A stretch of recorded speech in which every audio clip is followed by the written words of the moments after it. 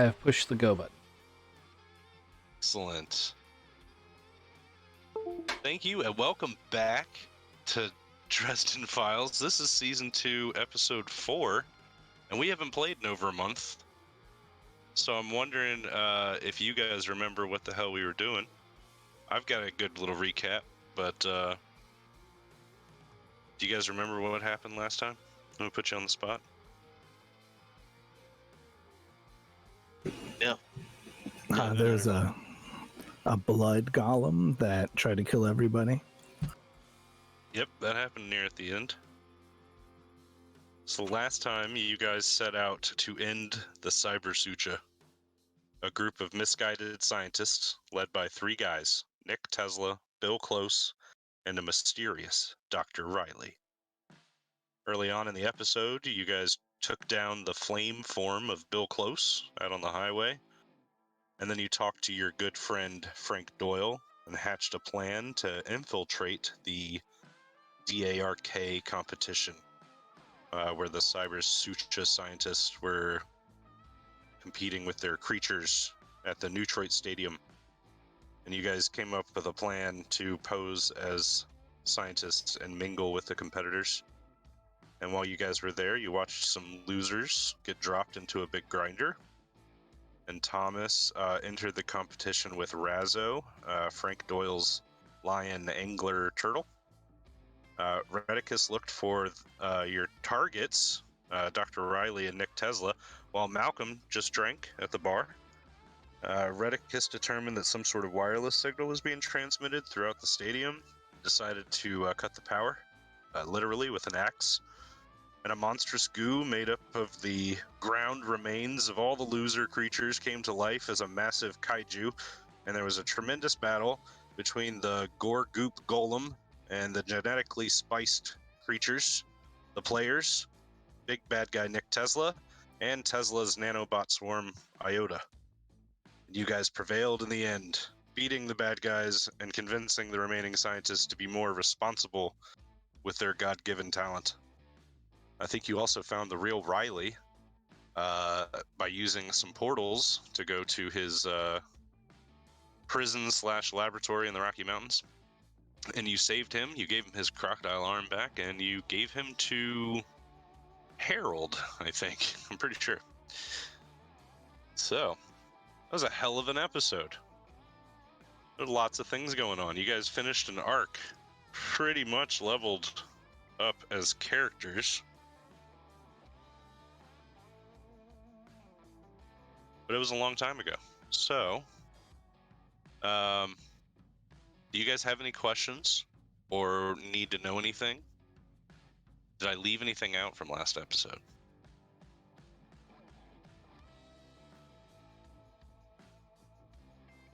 You guys are a great audience.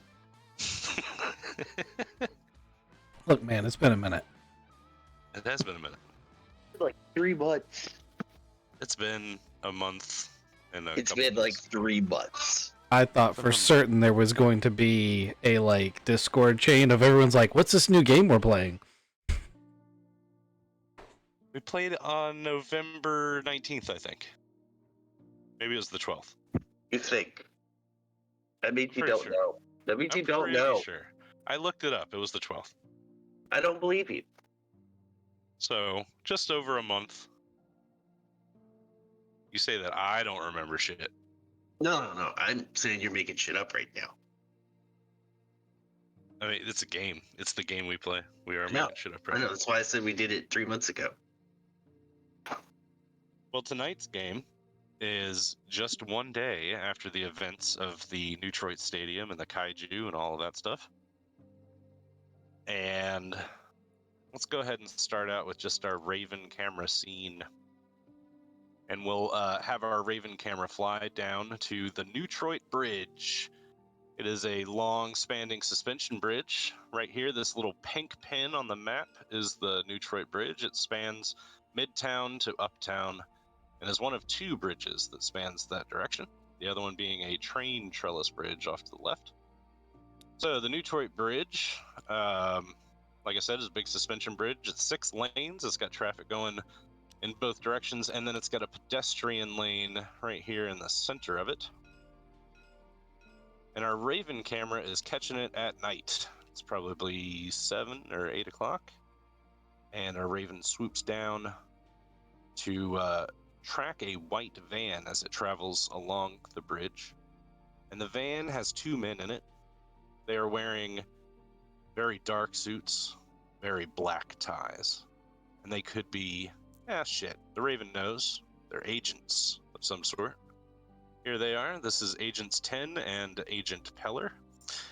They are driving a white van. Pull my white van out. Had it.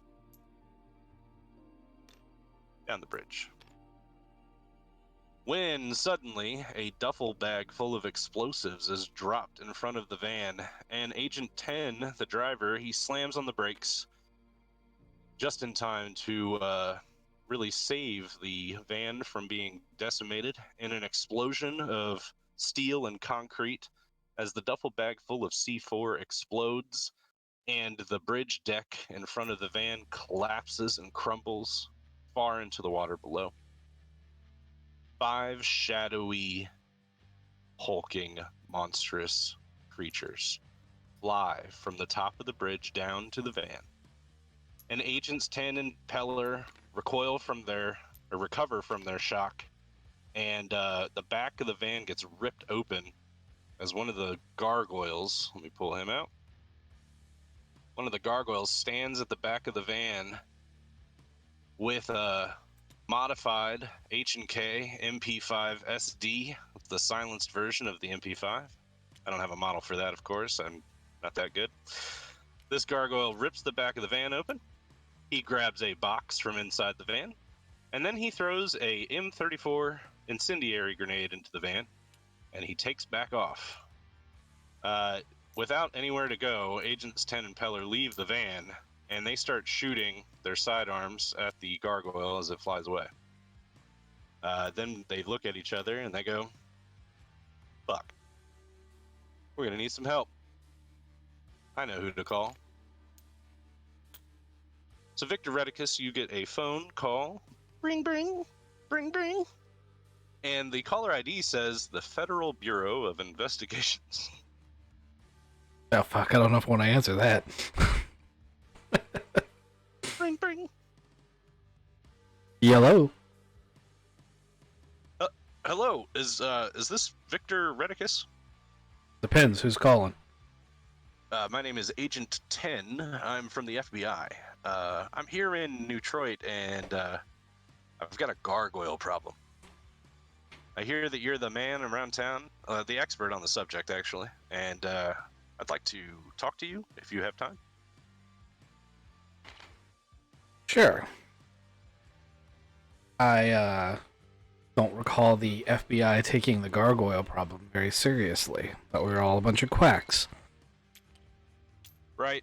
There has been some recent developments that have brought the case to our attention.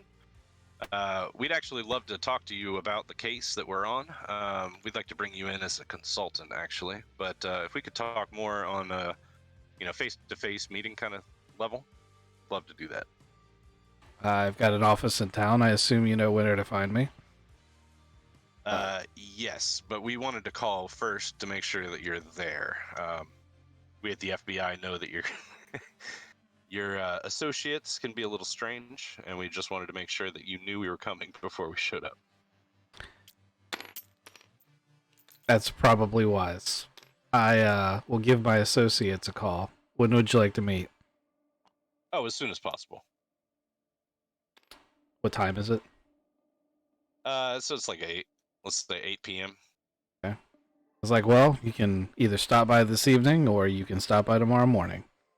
I don't think the gargoyles operate during daylight hours. Yes, but what we need to talk to you about is a little urgent. We'll be over as soon as we can. If you're there, yeah, we'll head over there right now. I'll meet you there. That's what happens. Do you give anybody a call on your way? Or I are you there already? I imagine at this point we've got a group text where I'm just like, hey, shit's happening again, guys. They're FBI agents on the way to the office to have a meeting with us.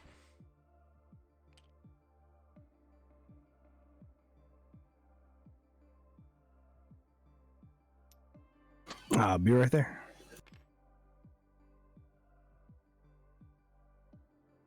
Yeah. I'm already here. I'm just I'm in my apartment. I was about to say, my message to Wednesday, Malcolm, that's his name. I remembered without looking. My message to Malcolm would be like, make sure you put on pants. You hear the door opened. And then close, and then open again. You hear the door reclose. You're like, did he come in? Did he not come in? Then I come back in. Buttoning my pants and putting my belt on. Excellent.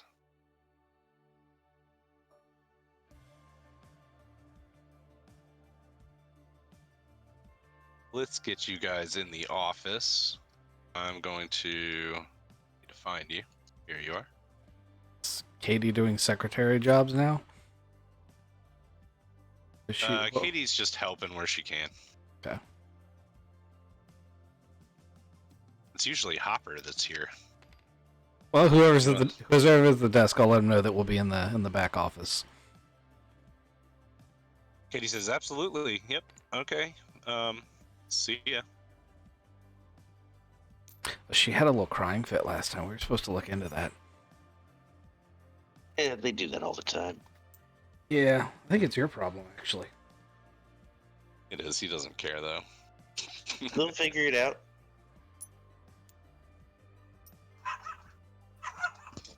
Ah, I can hear Trump barking at him.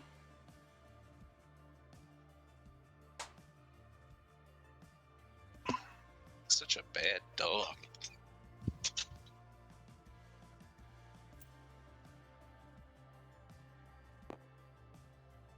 Do we establish, like, is this gray one your desk? Yeah. That Canon? Yeah. That's the one I prefer. I imagine that we don't have like super assigned seats or anything, but I put functions that were specific to each of the people I originally thought was going to be here, although the desk that Kizik ended up with was really designed for Atticus. As long as that turntable plays poker, we're all right. So that desk has your booze in it. That's how you know it's your desk. I did put up this chalkboard over here with the little gargoyle map and some details and some other things around the map that you'll see. I added Ace's garage with all the vehicles that have been in there, and then I updated the actual gargoyle map up here with some clues that you have found so far. So we can discuss this either now or when the agents get here, but you hear them enter and start talking to Katie next door.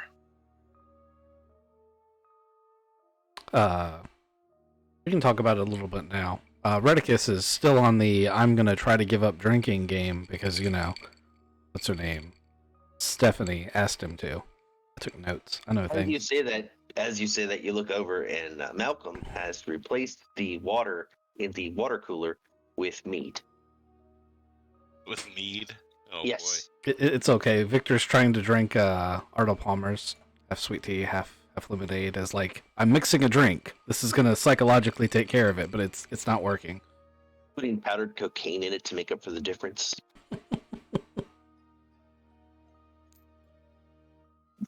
Redicus isn't quite as bad as Tychus on that front. Anyway. So let's talk about back here. You guys have Riley, the guy that you have you saved at the end of last episode, and then I came up with a new Frank Doyle image. This one's better than the other racy scientist one, but yeah, you got Frank and Riley now working for Harold, also with Dr. Carl Reeves. I'm sure that the four of them can't get into any trouble back here with all of this stuff. Yeah. So what you're saying is we have a god of chaos and super science and 3 mad scientists. Exactly. If This this is amazing. Start, like our next adventure, I mean, I don't know what I'm doing wrong back here, but If it- this is exactly. I feel like every Who time needs to be Redicus walks back here, he's like, "God damn it, where did that go?" And he looks over, and something that was completely benign before now shoots like flame or something. Oh yeah, I like that.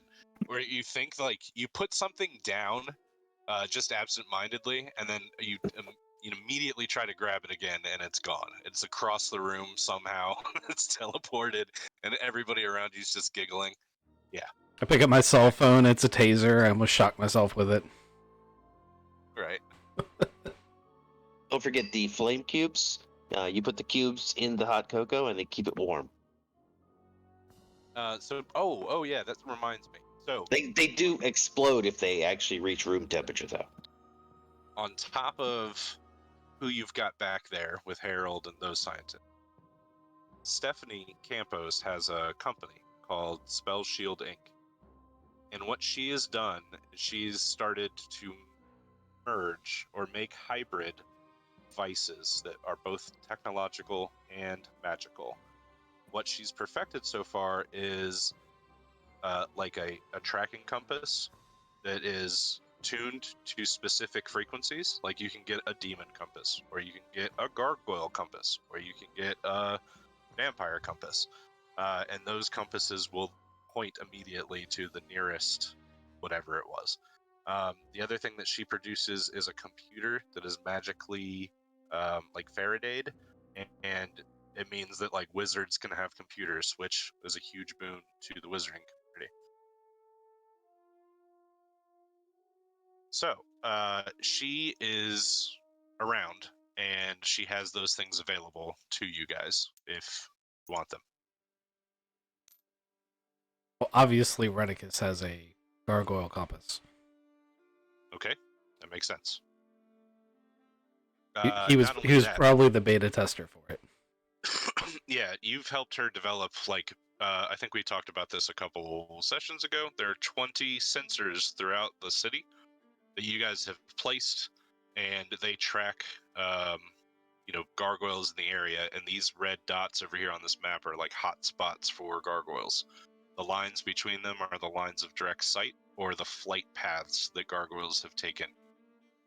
So you've kind of put two and two together. You've also found this symbol that was kind of burned into the hand of Kevin Doyle, the assumed gargoyle. You assume that he was a gargoyle. You found relics in his apartment a long time ago. Kind of just left everything.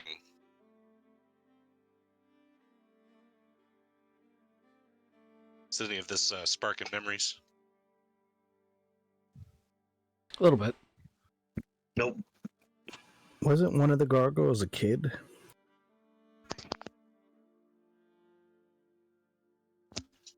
Not necessarily a kid, but what you saw was in Kevin Doyle's apartment. There was this picture over here on the board. It is a 10. Picture looks dated, about 6 to 7 years.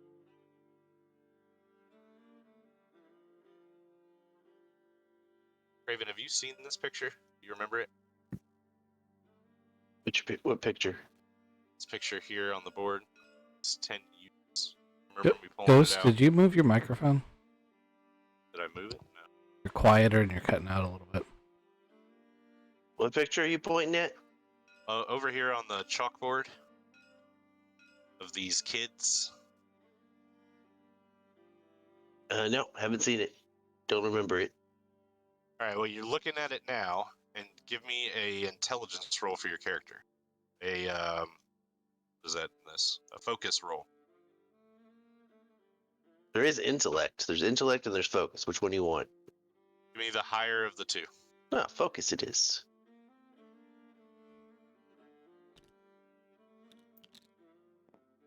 I got a 1, which is Okay. way higher than I expected. Right. So you're looking at this photo now, and it's bringing back a character memory of 7 years ago. This group of little fucks was beating up this old man, and they also beat the shit out of you and put you in the hospital. these little assholes right here.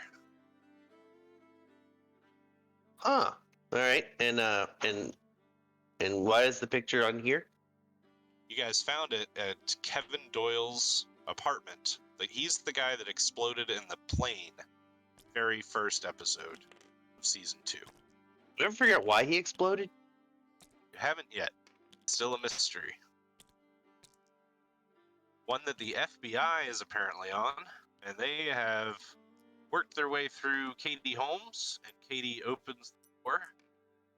Says, gentlemen, there are 2 FBI agents here to talk to you.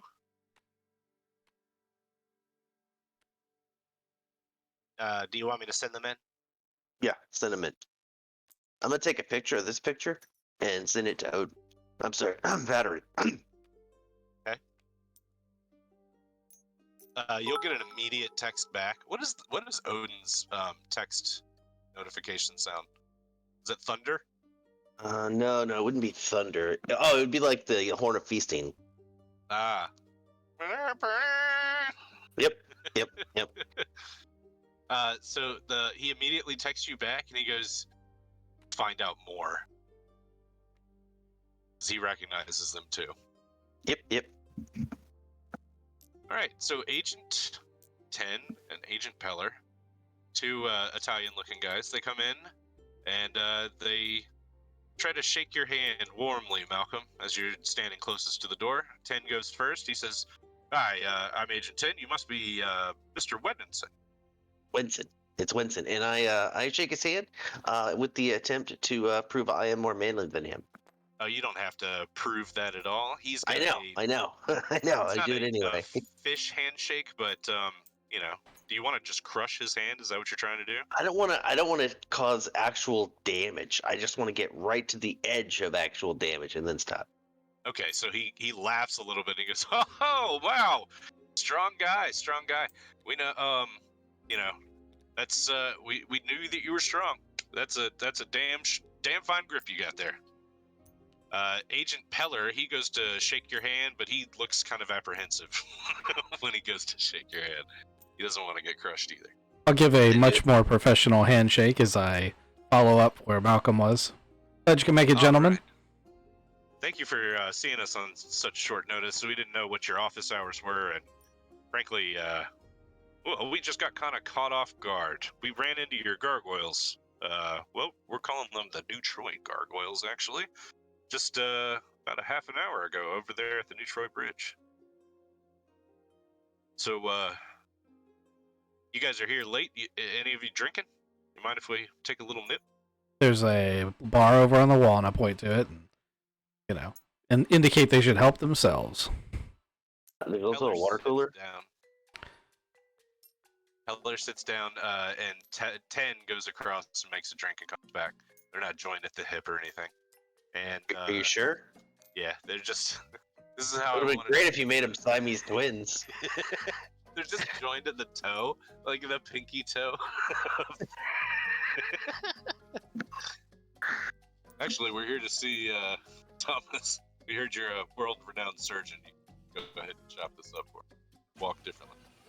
He sews them together.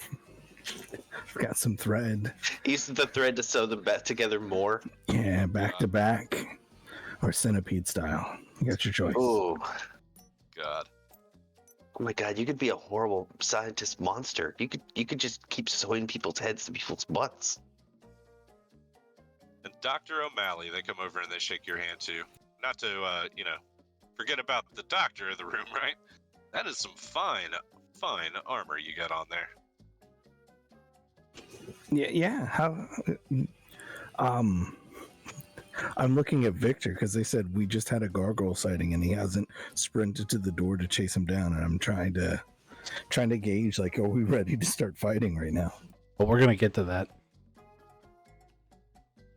Tell us more about your gargoyles. Like, what do you guys know?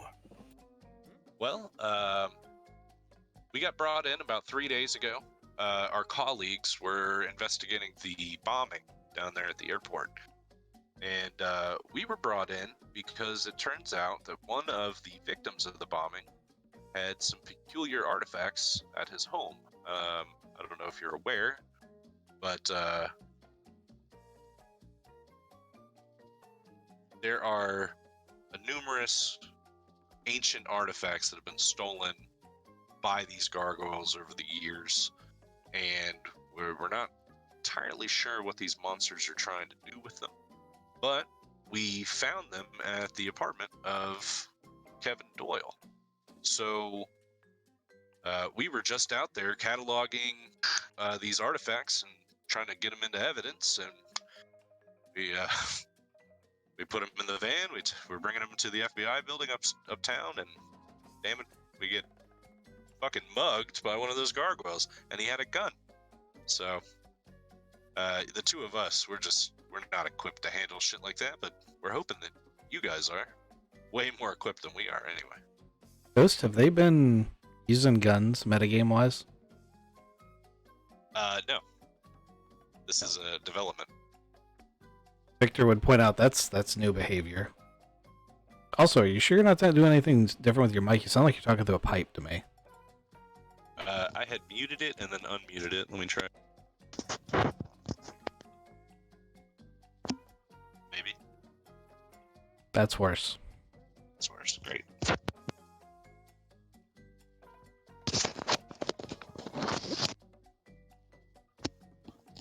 Yeah, I don't know. We will try to make it through.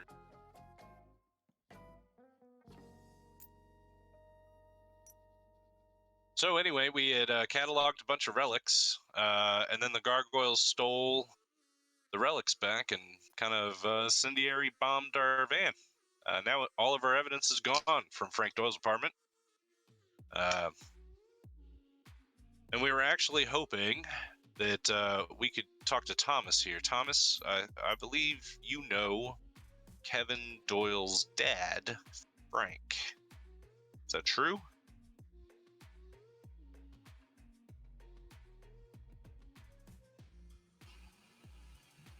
Yes. Yeah, I do know Frank. Why? Frank is Kevin's dad? Yes. That we determined during our investigation, and we know that you and Frank have a bit of a, colleagueship. I don't know, friendship. Yeah, we both work for the hospital. Right. So, have you seen Frank? Because we have been trying to get a hold of him, as next of kin for Kevin, and we were unable to do so. Yeah, he's in the next room. You're shitting me. No, Well, we'd love to talk to him. I don't think I've ever shit a person. I don't think we were supposed to tell him that. I'm pretty sure we weren't. You mind if we talk to him? You mind to go get him? Which room is he in? You guys have a seat and get yourselves a drink. I'll be right back. And I go through that door slowly. Oh, look, in fairness, Redicus, did you want to tell him his son died? Like this seems like it. Like we don't have to do it; they got to do it. Yeah, people we don't trust, knowing about certain things we got going on here, I'm sure that won't spell disaster. Way to unilaterally make a decision for the group. It's fair. That's fair.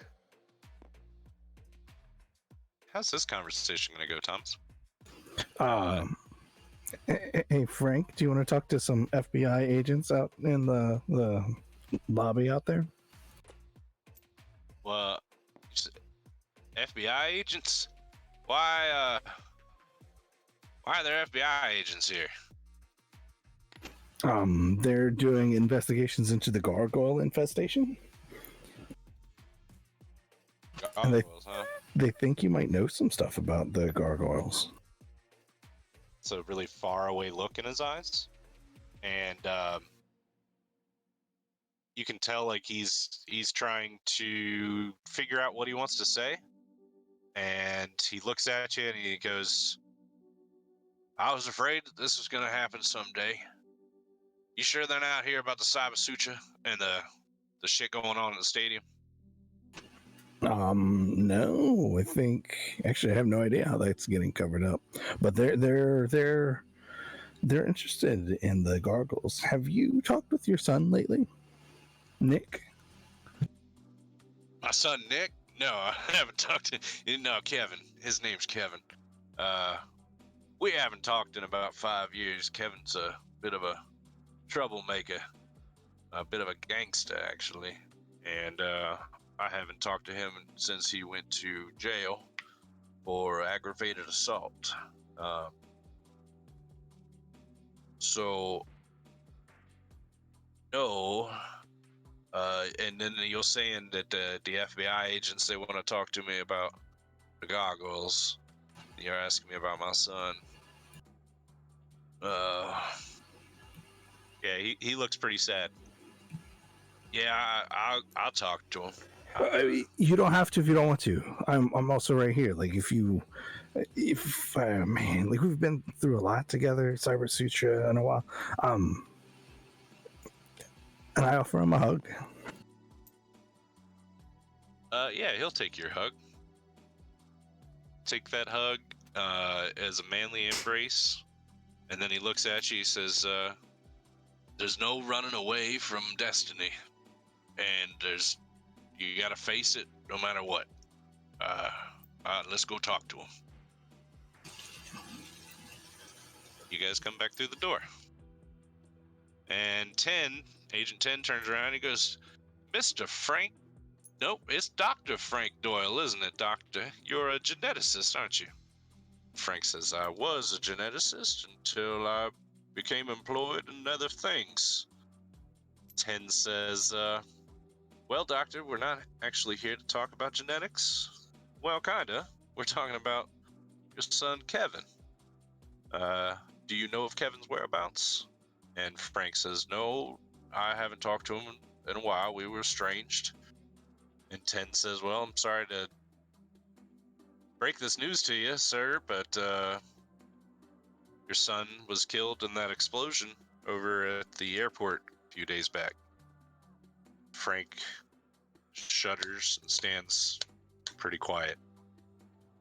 And he shakes his head. No. And just kind of shuts it down. 10 says, I'm sorry to tell you, nobody wants to hear that news about their son, no matter how strange, your relationship can be. It's a hard thing to take, Mr. Doyle. I'm sorry to tell you. But, Mr. Doyle, we have reason to believe that Kevin was involved with a gang. And to be real about it, is a supernatural gang. This gargoyle gang. I'm sure you've heard of them. Frank says, No, that all can't be. That all. This is all a lot." He goes and sits down. He says, I need a minute." Thomas meets him with a drink. Thank you, Thomas. You're a good guy. He takes it, and then trembling hands, the ice is clattering against the glass as he puts it to his lips. And after a big sip, he takes a sigh, and he says, Kevin got mixed up when he was a child. Well, about 16, maybe. He got mixed up in all these other kids down from the projects. And not to put too fine a point on it, they were miscreants. They were shenaniganizers. They were ruffians until they met up with two boys named Adam and Brad. And then they became criminals. They drove me and my wife nuts. Day in, day out, there was no tracking them. There was no finding them. Those boys had the run of the city, and they did what they wanted to do. And like a light switch, Kevin snapped and went from mischievous 16-year-old to a murderous adult. and I couldn't have him in my house anymore. I sent him out. My wife cried. She cried. And that probably was it. That's probably what broke her heart, and she didn't live much longer after that. But Kevin never really got it, and things just got worse and worse for him. And one day I got a call from the police. Miss Juanita Sanchez, she's the chief now. Did you know that? She showed up at my house to tell me that Kevin was found with bloody knuckles over the body of two men.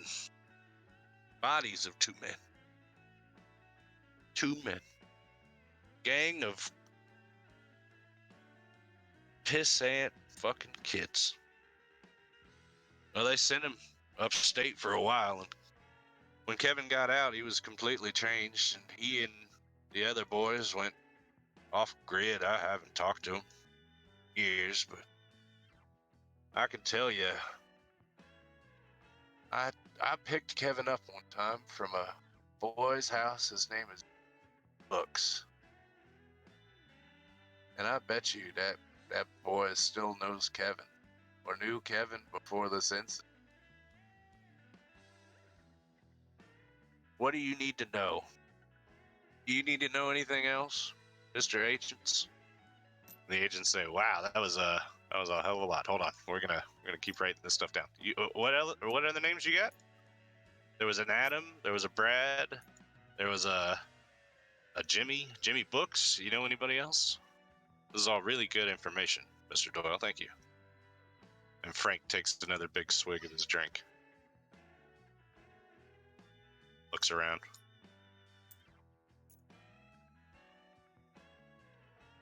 He says, I guess I could take you to Jimmy Books' house. I know where that was. But I don't know where the Adam and the Brad, I don't know where they lived. And trying to remember about the other boys in the gang, but frankly, I didn't really want to know what their names were. They were all shitheads. I'm sorry I can't be of more help. Well, that's all right, Mr. Frank Doyle. We appreciate your time.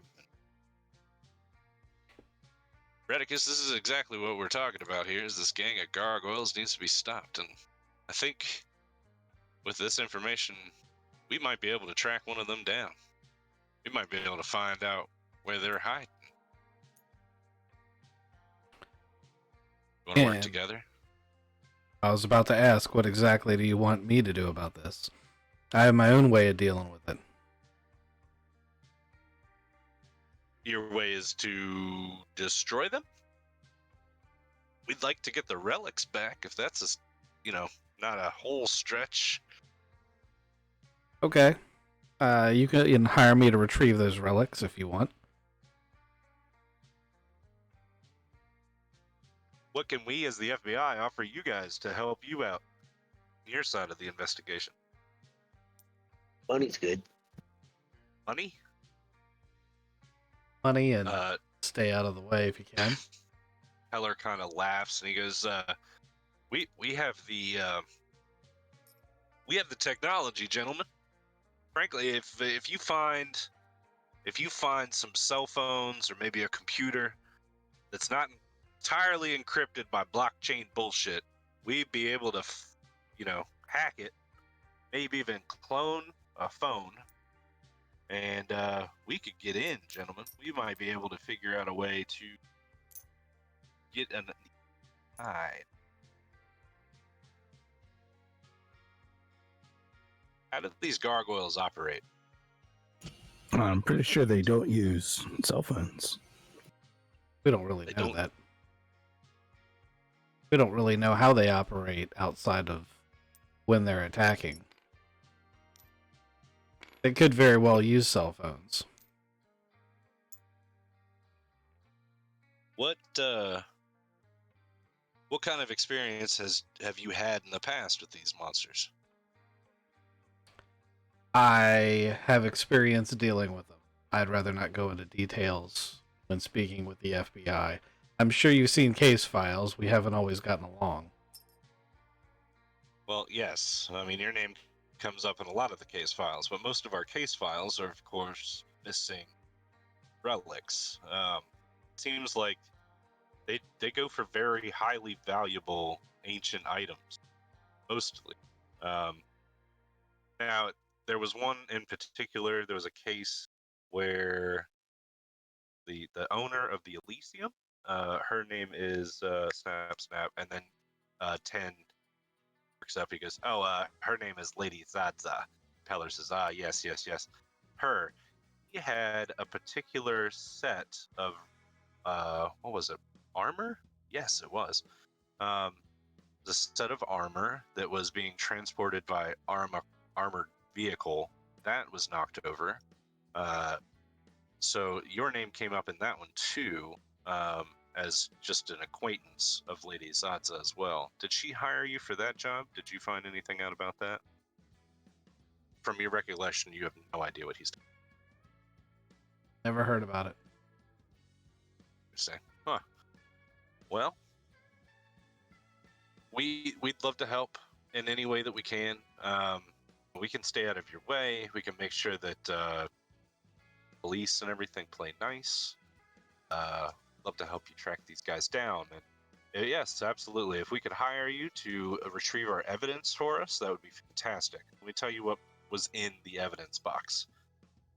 So, at Kevin Doyle's house, there was a couple different relics there that were taken as evidence. One was like an ivory statuette made out of some sort of ivory, whether it's elephant or whale or I have no idea.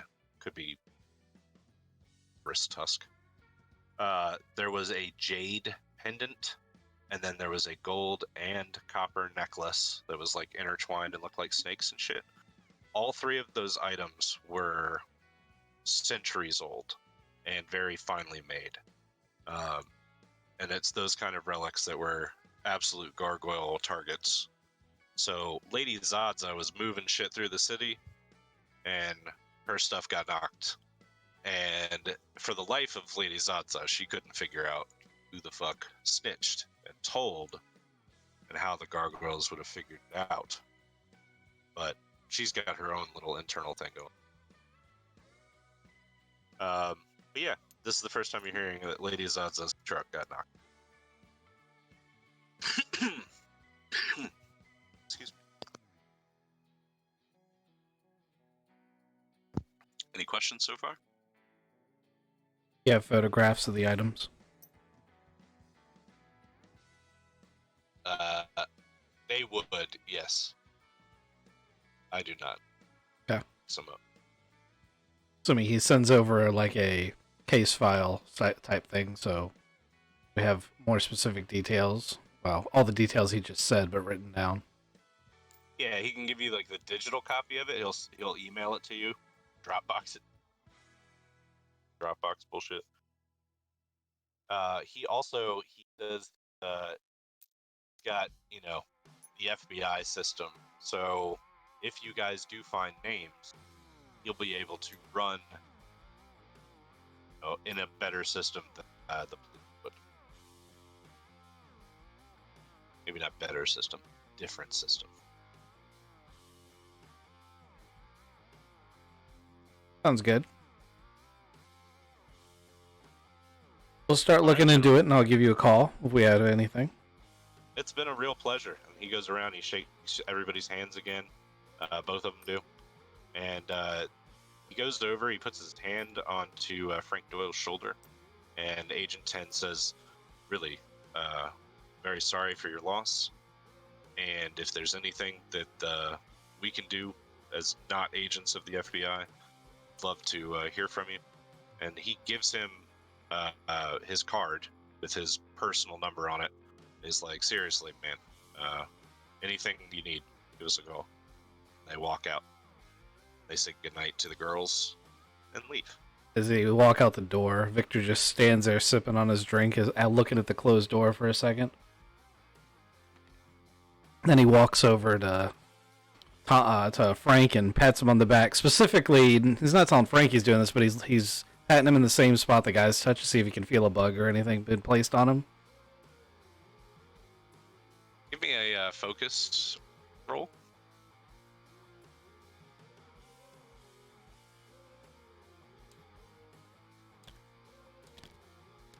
This counts as an investigation, I'm assuming. Yes, it does. Plus It's part of a gargoyle investigation. +5. Yeah, there is a tiny, it looks like a grain of rice, obviously some sort of GPS tracker, wireless tracker. It's basically like sticky taped to his back. Yep. I pluck it off there. I walk over to the desk and I take the heel of my 45 and I just start grinding it into the desk. And then I look at Malcolm and Thomas. I'm like, we cannot trust those guys as far as we can throw them. That's a shocker. I really thought those guys were stand up. You want me to just fry the place? Make sure they didn't plant anything else? Because I mean, they were wandering around. We need to have a look around, but you know the gentleman from that have absconded into my workshop will probably be able to do a better job of looking than I have. I just, for years of them guys telling me I'm a quack and how crazy I am and everything, and not a good foot to get off on. And while you guys were out, I definitely got hounded by some individuals that didn't like the level of force I've been using. Which is why I didn't want to elaborate into how I deal with these. They already know. It's a shame you destroyed it. We could have really had some fun with them. We still can if we need to, but they do have resources we can use, so, they don't know it didn't just malfunction. You don't think they heard the crunching sound as you hammered it to death with that 45? It wasn't hammering, I very gently crushed it. He says as he's grinding like a hole into the veneer of his desk. Frank, he gave you a card too? Oh yeah, Frank looks wide-eyed, and then he pulls the card out of his pocket and he looks at it very, very closely. And he says, I don't know. He hands it over. Who wants to pick it up? Yeah, I'll touch it. All right. So you grab it. Give me a focus roll or an intelligence check.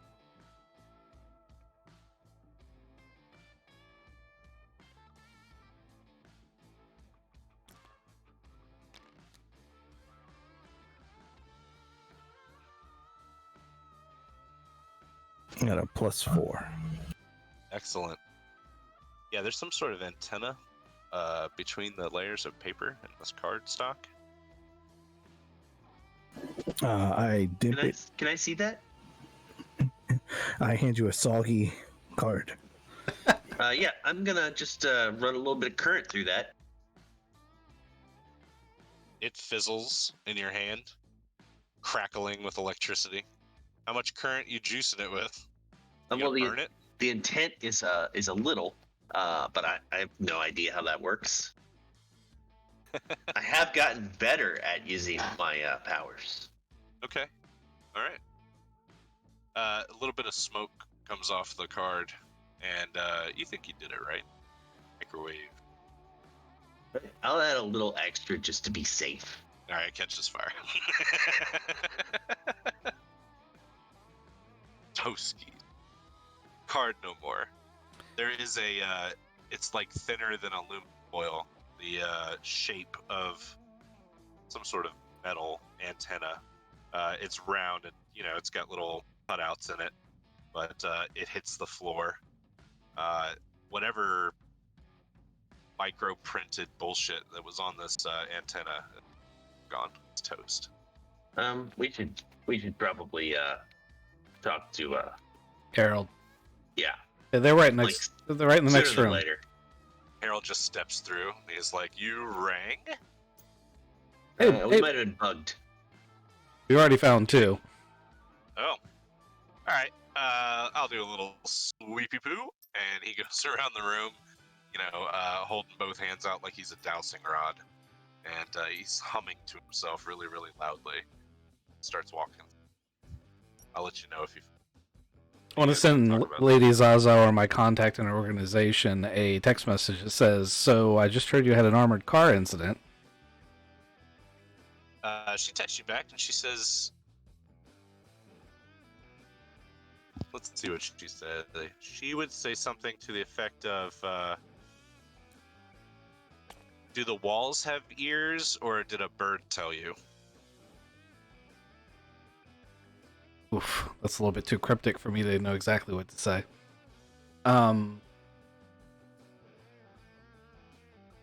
See, the problem is that there are literal birds that come and tell people things.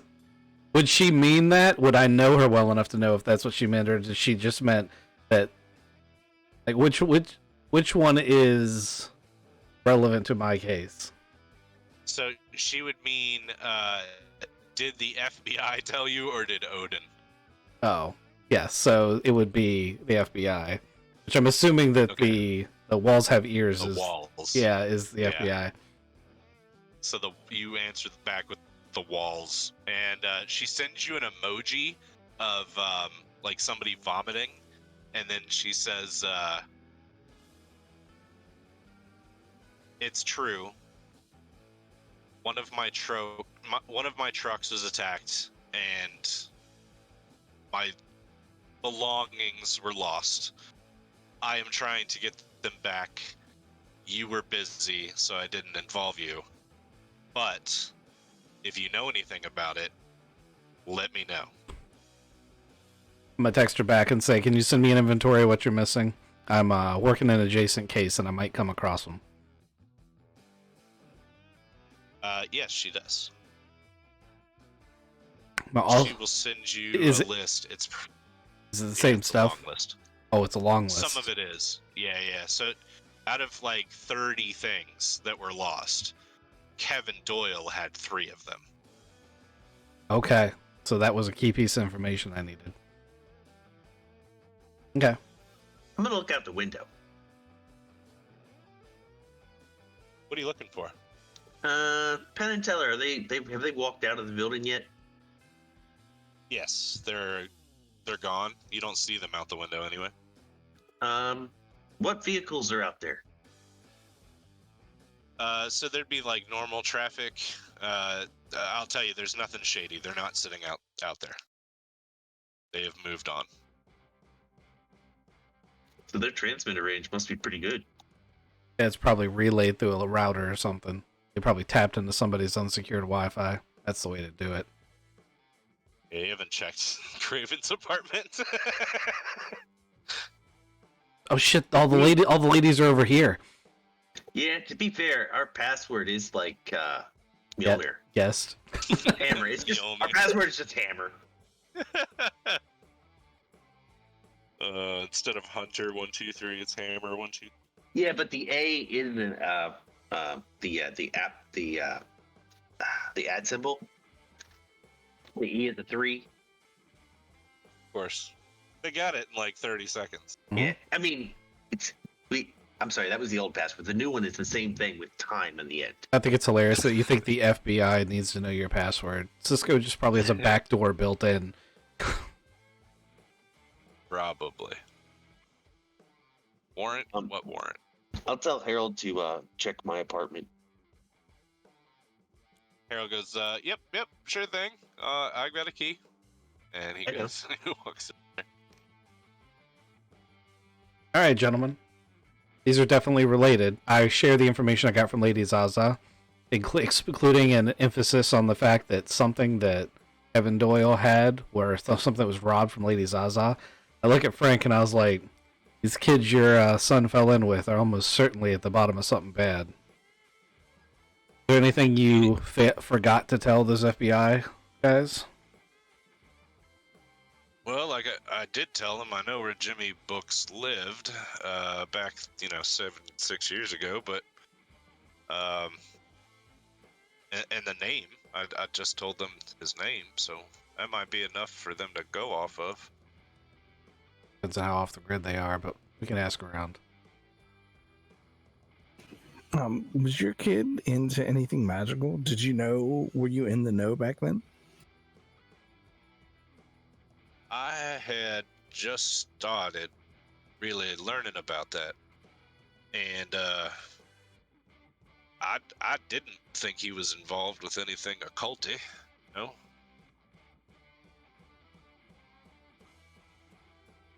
It's very strange. You say he was involved and he had stolen artifacts at his apartment, but Kevin was a kid that was impulsive. I don't know why he would keep things that were valuable, you know? He would have just fenced them or something and made off with the money. Or Maybe. maybe he was told them. That's what I was thinking. If you got involved with a group that's hitting armored cars running from Lady Zaza, those aren't the kind of people that just randomly take things and fence them. This is not a small-time issue.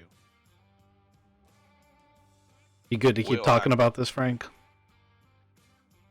I'd like another drink if you don't mind. I give him the bottle. He respectfully still pours it in. I pour him a mead and whiskey.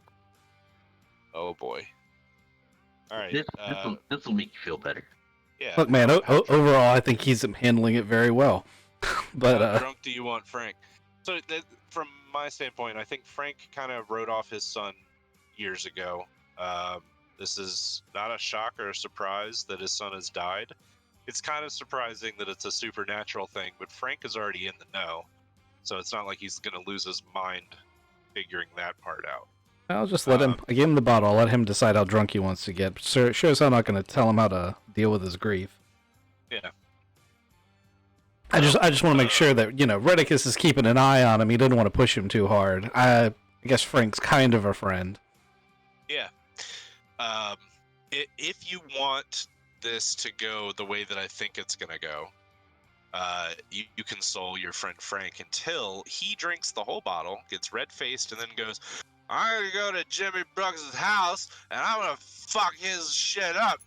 You're bringing my kid into that shit life of his. It's all Jimmy Brooks' fault. Fucking, I'm going down there. And he picks up his Yeah, kid. I'm gonna reach over and tell him, hey, let's take a quick nap. Yeah. Before you go over there, you need a little resting time, and then I'm gonna tase him. With his finger. Yeah, with my finger, like a Vulcan nerve pinch with a taser. A fucking nerve. And pinch. Redicus knew this was coming, so he's going to be in position to catch him. All right. So this is going to go off without a hitch. Sure it He is. is drunk. You try to catch him. All right. Give me a roll. Let's see how this goes. Just because I want to see if it goes badly. What kind of roll you want? This I think- focus? This is Yeah, it's a focus for you because you're trying to catch him, and I think it's a force for Malcolm. It might be a flare. There's no way this is going to end badly. I got a +1. Okay.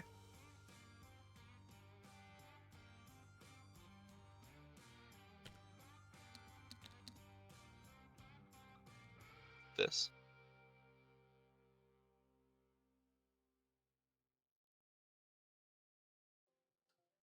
What'd you get? I'm looking. I'm at 2 right now. Plus, I get 2 for using lightning. Is this a social interaction? I feel like this is a social interaction. Yeah, it's pretty social right now. Definitely not combat yet. All right, I'm at like 5 or 6, depending on which stat we use. Okay. You're at 5 or 6. He's at a 1. So it's either 6 or 7.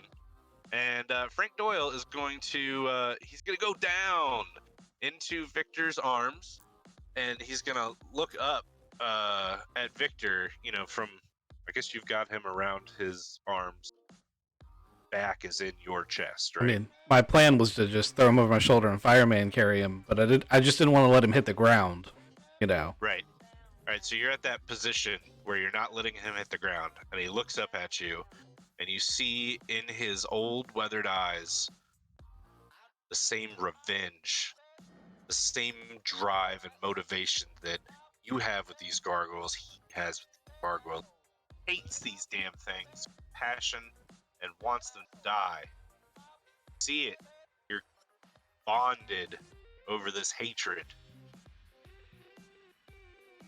I'm gonna give you a fate token if you let him go fuck up Jimmy Books.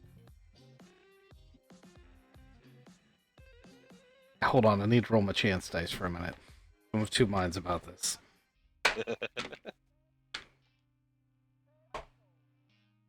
Obviously, red is go. Let him go fuck up the kid. All right, he's going. I intended originally to just lay him down on the couch. Then I'm like, you know what? We're going there anyway. We're just gonna go earlier. You lead the way, Frank. We'll go with you. Damn right, I'm gonna drive. Let's go. Should we get him some weapons, or we're just gonna let him? I don't know that he doesn't seem like he's a hand-to-hand kind of guy. Let me ask you something, and I say this low enough that Frank can't hear it, but I'm like, Malcolm, you really want to give him a gun right now? I mean, I don't want him to get shot to death. Yeah, me neither. But I think maybe we should definitely bring guns. But it's what the van's for. I don't bring guns anymore. Not even your sawed off? What about all your special shotgun shells I gave you? I shoot lightning now. Okay. I'm gonna bring my sawed off shotgun. I mean, that seems like a good idea. I'm gonna bring my hammer. Come on, Thomas. Yeah. We're gonna go beat up a kid. It's totally up your holy alley. Did you bring Dick Justice? Yeah. I actually, knowing that we're going up against gargoyles and knowing I have a sword, I went into my attic, and in a very special chest, there was a single gun that had been there for 6.5 years that is now holstered on my side again. Nice. Hey, question. Before we left, maybe we should have asked the scientist guys if they had anything that would help us against creatures made of rock. I feel like I'm well prepared. I got a hammer. He's got a sword, which is not well known to go do much against rock. I extend my gauntlet blade, and basically like, this is called Stonebreaker. Yeah, no, I think you're good and I'm good. You're worried about Thomas specifically. Back in 2 minutes. Yeah. You want me to get some kind of jackhammer? I just want you to be prepared. Maybe your sword is fine, but you don't know that. I don't know that. Maybe you need to talk to the angel and be like, "Hey, we're gonna be cutting through some stone. Will this sword go through it, or are we just gonna be like clang, clang?" Yeah, that's why I took Dick Justice off the shelf. I do also want to remind you, the FBI agents said that these gargoyles have modified P5s. Modified what? P5s. They got bullets. They have bullets. Yeah, they also said they used a incendiary grenade too.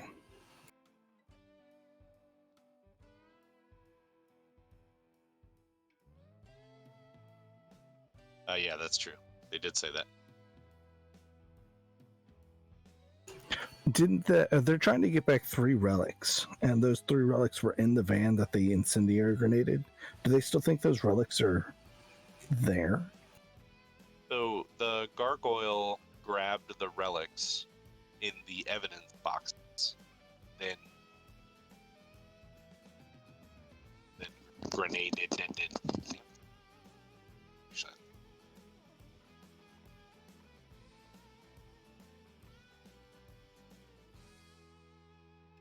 Probably.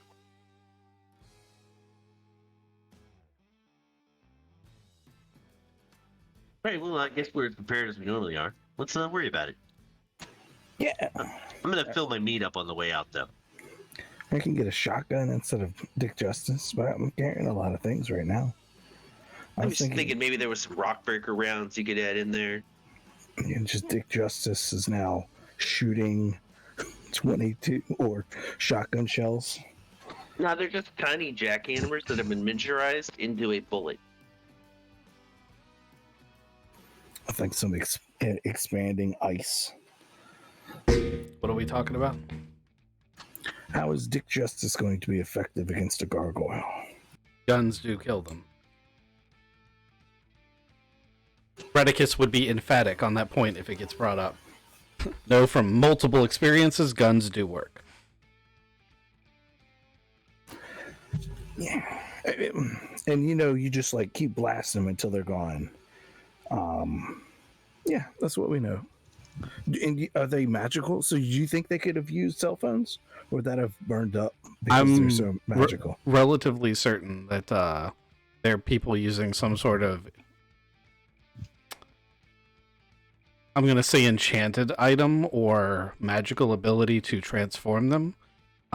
Generally, when you have someone who's magical enough to create that kind of problem, they're not relying on something else to shapeshift, but, that's hit or miss depending on what they're doing. But if they're just using an item to transform themselves, then I don't think they would have that problem. You guys did confirm in Kevin Doyle's apartment that he had a circle. It's made out of copper wire, and it was stapled to the linoleum in his kitchen. Yep.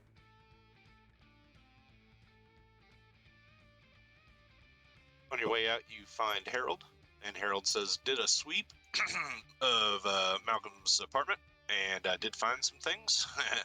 Some very interesting things. And the ladies are like, ew, don't go through our drawers. Like, that's gross. I was like, yeah, I found a lot of cool stuff. Anyway, I did find your access point was compromised, so I fixed that up, and you've got a new password. Those FBI agents are not going to be able to get in anymore. Took care of that. Don't you worry. Harold's on the case. Need me to do anything else, guys, or you got this one? You want me to come with you? Maybe fuck up this Jimmy Books kid? I think we gotta let the old man fuck him up. Do you got anything that would like keep him safe? Keep old Frankie here safe. Yeah. Let's see. I could send some Kevins with you. I think we got a big enough group. I think we were more thinking like a shield or a button we can push to send him back. Potion of invincibility. Maybe one of those stars like the Mario boys like to use. Oh, you know what? Yeah, I got the perfect thing. I'll be right back. And he goes in the bag. He comes back out, and he goes, "This here is plot armor. I'm gonna give it to Frankie here, and Frankie's gonna be just fine. Don't you worry about Frankie." That good? Works for me. Works for me too. All right. You guys have a fun trip. Plot armor.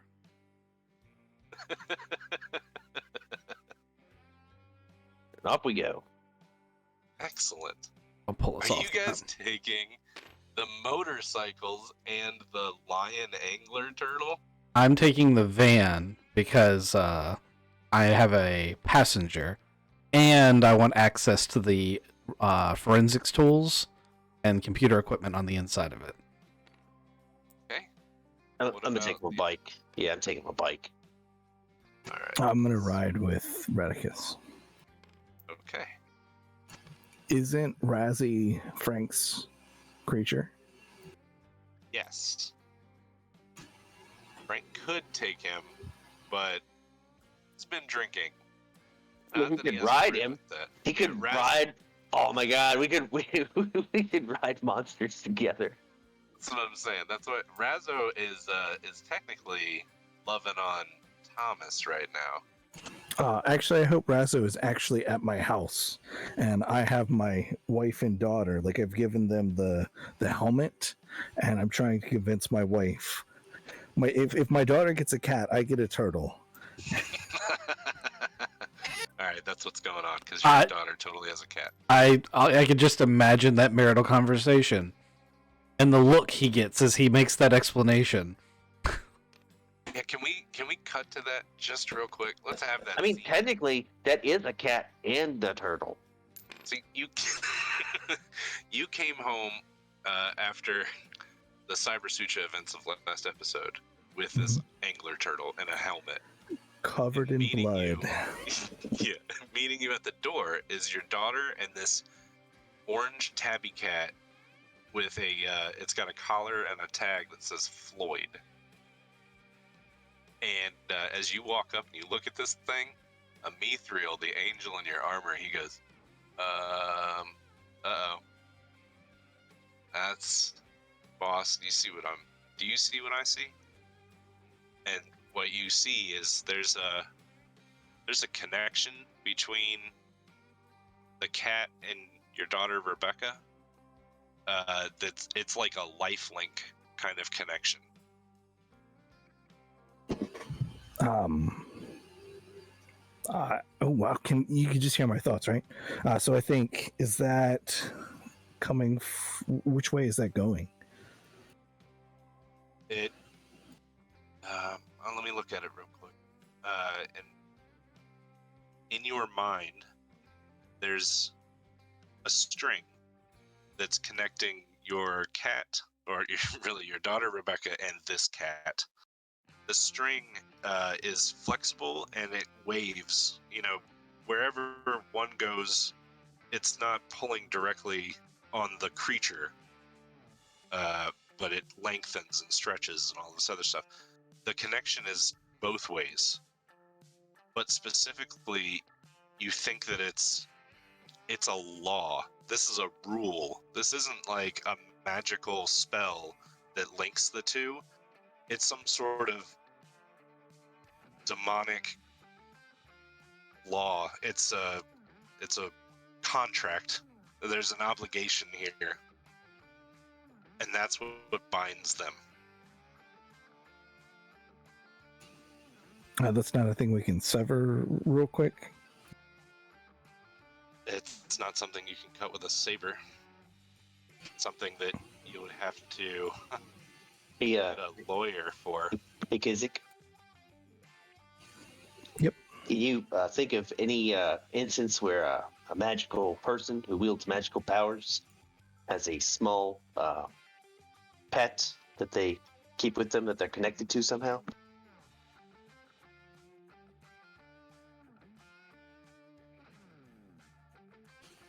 From this game, or just in general? Yes.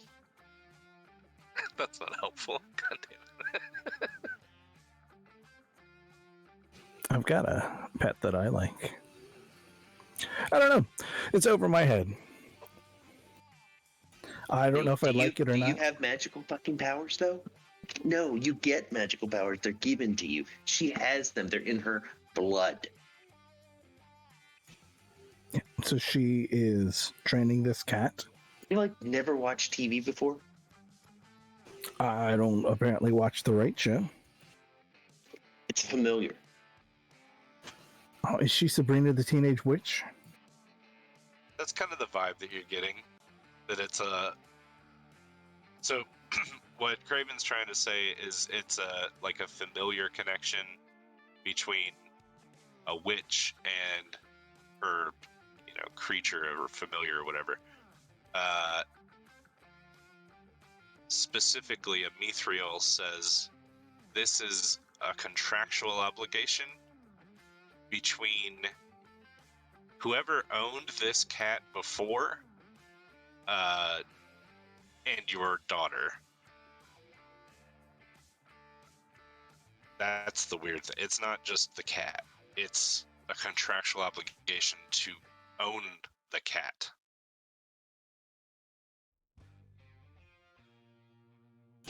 So I think that she is now doing magic.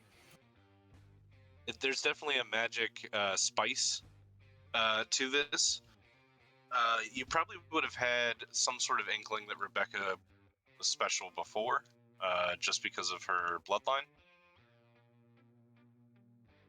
But specifically, you're not getting the vibe that she's turned witchy woman or anything. Well, all right. She's happy with the cat. They asked me to take the cat, and I said, "Yeah, sure, I don't care. It's a cat." Now I have a turtle, and I need to figure some stuff out. Okay. I'm glad we did that scene. I'm glad that I can add to the mystery of cat. Because cats are mysterious, right? And they always come with a fucking contract. Seemingly with the devil. You're just being cynical because you can't touch them without dying. It's True. My eyeballs swell up and I go blind. Otherwise, cats are cool as shit. Yep. Get me another kitty. Okay, so we're going to change scenes. We're not here anymore. We're going to move to Yep. We're Jimmy on the road. Bugs' house.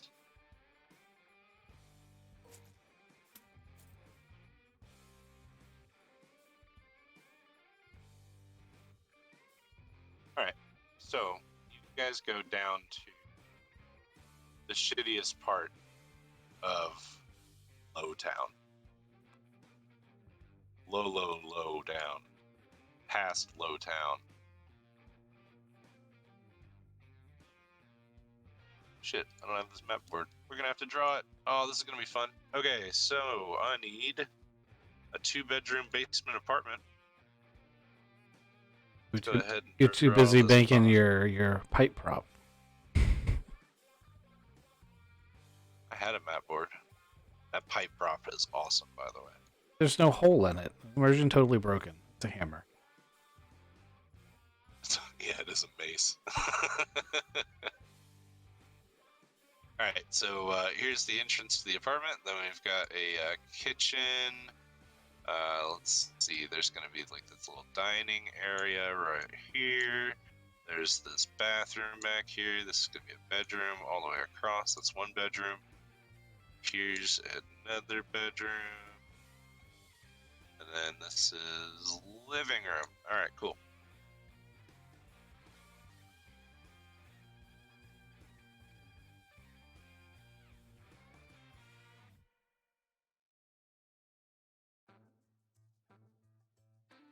Alright, so you guys get to the spot where Frank Doyle says, this is it right up here. You're gonna go ahead and just pull over here. We're gonna take care of this right the fuck now. We're gonna get him. We're gonna get that motherfucker. He hops out of the truck, or sorry, van, and he starts heading across the street. And he's walking up onto an apartment tenement that's got probably 60 fucking apartments just on this side of the building. But it looks like Frank knows where he's going, so who's gonna immediately follow him, or what do you guys want to do? Let's stay relatively close. Give him 5 or 6 paces lead. All right. So Frank walks up to the front of the building where the exterior door is kind of like hanging open anyway. There's detritus all over the walkway here, and Frank has to step over a bunch of broken bottles and shit to get to the door, but he yanks the door and it's unlocked, it's open. And he heads inside of the main apartment, like is that the main hall? Is it where there's a like bunch of like staircases and shit? Is it like so it's staircases to go up. It's like one central stair. Can I leave my van pointed so my dash cam is pointed at the stairway? Sure. You know. Someone might come running out. Might be important. Right. Alright, so up and up the staircase to one particular apartment, and Frank Doyle stands on the outside, and all you guys gather up around him, and he says, alright, the last time I was here, 6 or 7 years ago, Jimmy's dad lived here too. He's a druggie, a real fuckstick, wanted no good. You know the type. So, I don't know if he's still here, but we're gonna do this. We're gonna do this right now. I flip open my gargoyle tracker. Oh, okay. I'm assuming it works kind of like a compass. Yeah, it does. This is how it works. It's kind of a petri dish that is full of pink liquid, and the closer you get to whatever you're tracking, the pink liquid will swirl up and it will bead in a direction pointing towards whatever you're tracking. So you get your compass out and you're looking at it, and it beads up 2 separate beads One of them is inside the apartment, and the other one is behind you guys, and it looks like it's moving very, very fast from like not towards you, but perpendicular to you. If I turn towards the direction of the fast-moving one, am I looking at, like, in the direction of a hallway, or... You're looking. It's outside of the building, you would assume, because you're looking like at walls and shit in the direction that it's traveling. So it's on the road. Could be.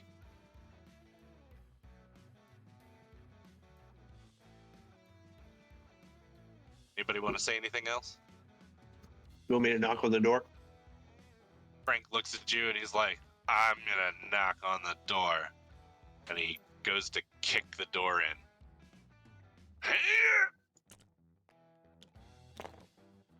He throws out his back. Yeah, he kind of slips backwards a little bit and he goes, ow, my hip! And he falls on his ass. And he looks up at you guys and he goes, I didn't mean to do that. It's harder to kick in a door than I thought it would be. And he goes to stand back up. He goes, can I get some help? I knock on the door. Like, legitimate knock on the door. Is it a cop knock, or are you gonna do some sort of? I'm gonna do Cop. just a standard knock, not a police knock, not a palm down thump, but just regular knock. Okay. All right. So you knock on the door, and you hear some moving inside.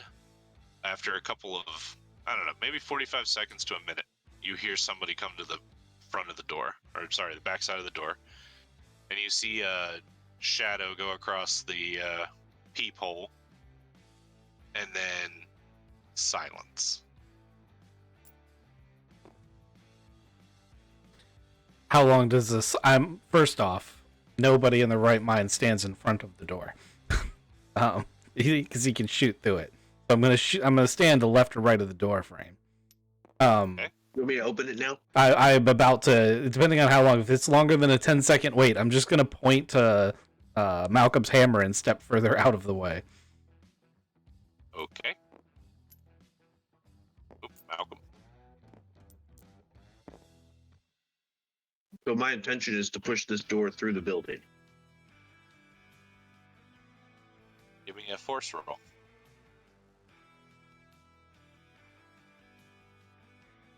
Thomas thinks to himself, I'm glad he went for the door, not the wall right behind me.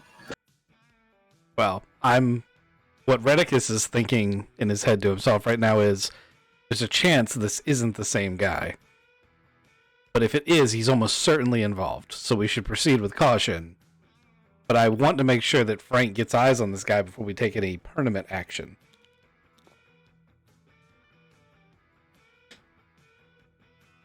Eight. What'd you get? 8. 8. Against a door. Against Unless the it's door. a social interaction, then it's a 9. That's not social. If you'd been the one to knock, you probably could have argued the social interaction. Technically, I am knocking. I'm using the hammer. That's a knock. All right. So the door gets pummeled through this apartment, and there's a loud crash, and the door ends up somewhere in this back bedroom. On the ground in front of you is a white boy. He's got tattered, shitty clothes. His arms, from what you can see around his elbows, are pockmarked with traces of needle use. He's laying on the ground, his been knocked prone from the door, just getting shoved over top of him. It looks like he's taken a fuck ton of damage, if this was some sort of RPG math kind of thing. Mhm. And he lays there for a couple seconds, and then he groggily looks up at Malcolm in the doorway, and he goes, "What the fuck? What are you? Are you God?" Victor's gonna poke his head around the corner and be like, he's not really a god, but you know, we are Trinity Solutions, and we're here to solve a problem. And I'm going to let my friend Frank here have a conversation with you. You don't mind if I have a look around, do you? And I'm going to step over top of him and into his apartment. Hey, man, you can't just come in here, man. Oh. And Frank looks around the corner and he goes, Jimmy Books, you son of a bitch. And he gets over, like, on his hands and knees, and he grabs Jimmy by the collar. And you can, okay, I'm not going to make you guys roll for this. There's a couple things going on. Jimmy is an obvious heroin addict. His apartment is filled with drug paraphernalia, and it's just the shittiest fucking slum-covered place ever. It looks like two people live here, Redicus, as you're walking through, and Frank has Jimmy by the collar, and Jimmy's like, who are you guys, man? What are you doing?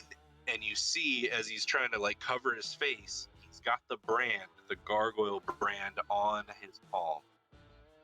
It's the same brand that Kevin Doyle's lifeless. Is he trying to touch it? Is it glowing? Is there anything like that going on? Or is at the second? Okay. He's just. Can I grab his hand? He's just stoned. Yeah. Can I grab his hand? Sure. Yeah. I'm just gonna hold. Just gonna hold his wrist. Keep his hand away from anything else, and just kind of hold him up. Yeah, Kind of like a punching bag for Frank. you grab him, you lift him up into the air by one arm, and Frank's like, Jimmy, look at you waste. Oh, you brought my Kevin down with you, you son of a bitch. And yeah, Frank just starts fucking kidney shooting Jimmy as you're holding him. Like, thank you, Malcolm, for holding this boy. Yeah. Look, man, I know at your age you don't need to be getting down and getting up and getting down. So just I'll hold him up here. I'll ask him some questions while you work out some of that frustration. All right? Yeah. Hey, so who's here with you? You're asking Jimmy? Yeah. Pummeled? Yeah, he's gonna want to tell me quickly because I could make the stop for him.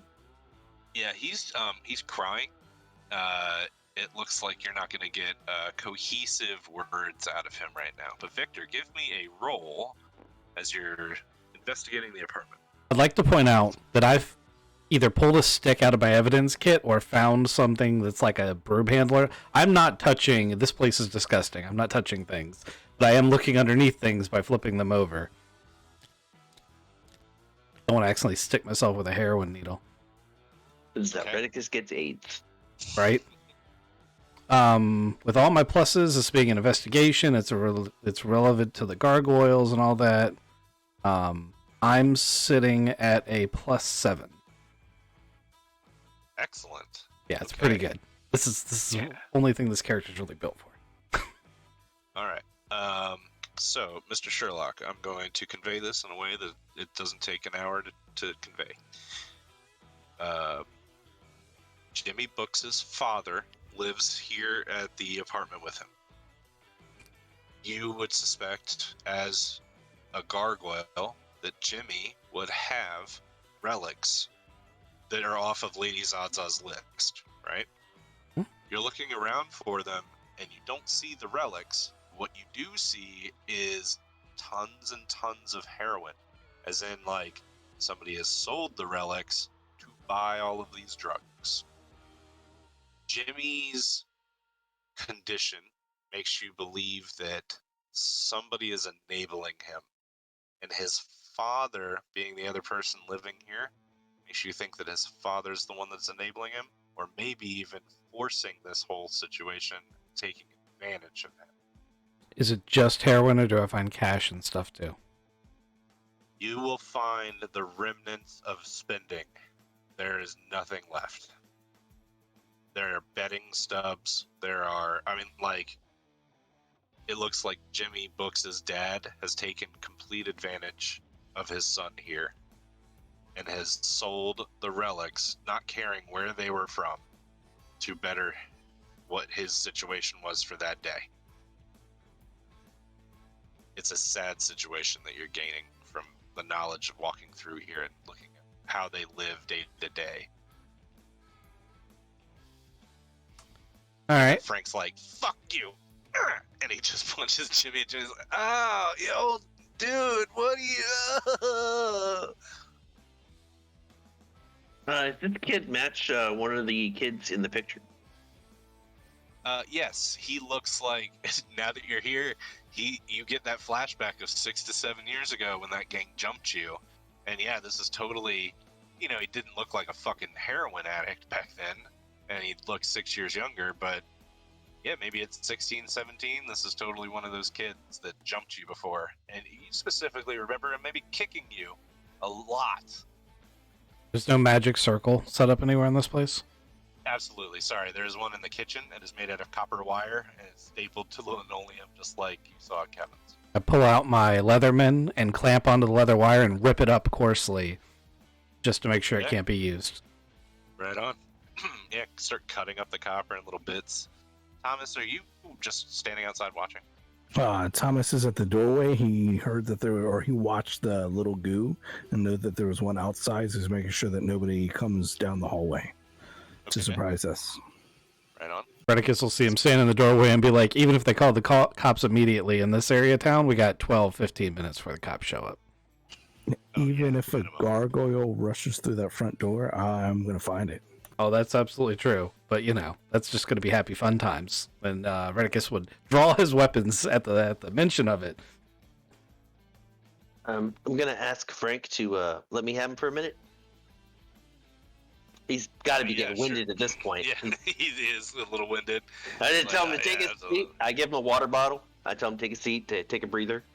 It's actual water, too. This is a backup I carry just for these kind of things.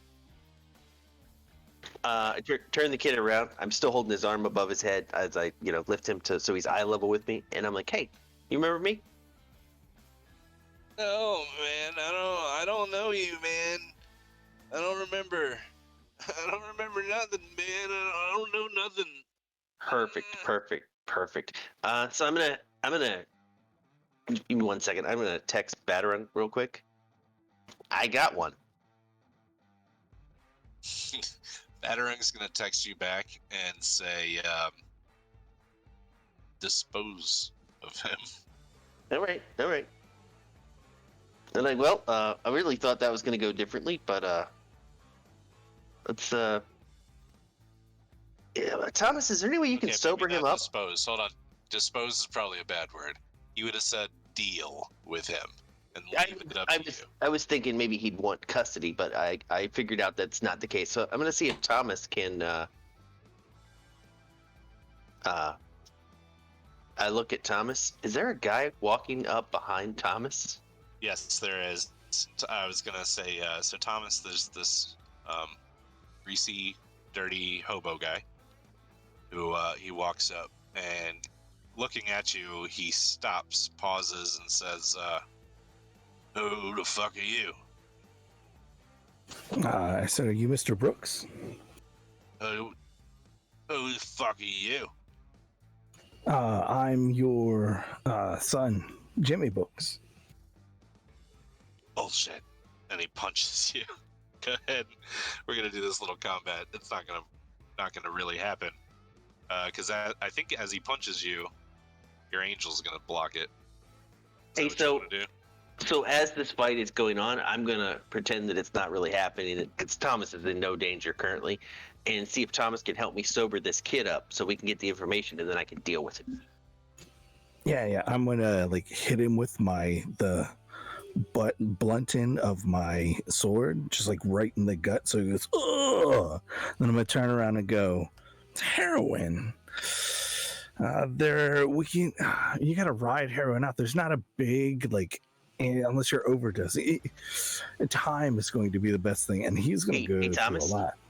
Hey Thomas, I'm going to interrupt him about two words in and be like, "Thomas, I was thinking more like a magical solution as opposed." I actually could think of one right out of the gate there, Malcolm. See. Oh. You see. He just put a sword to his chest. No. I was gonna be like, Jimmy here stole from Lady Zaza, and I bet she has ways of making people talk. All right, I think that works for me. I think that counts as dealing with him. Yeah, I don't think we're gonna have to worry about him afterwards. Jimmy, does that work for you? You know, Jimmy, you know enough about the world that you probably know this is not going to work in your favor. You could just tell us what we want to know right now. By the way, I destroyed your circle. You won't be changing anytime soon.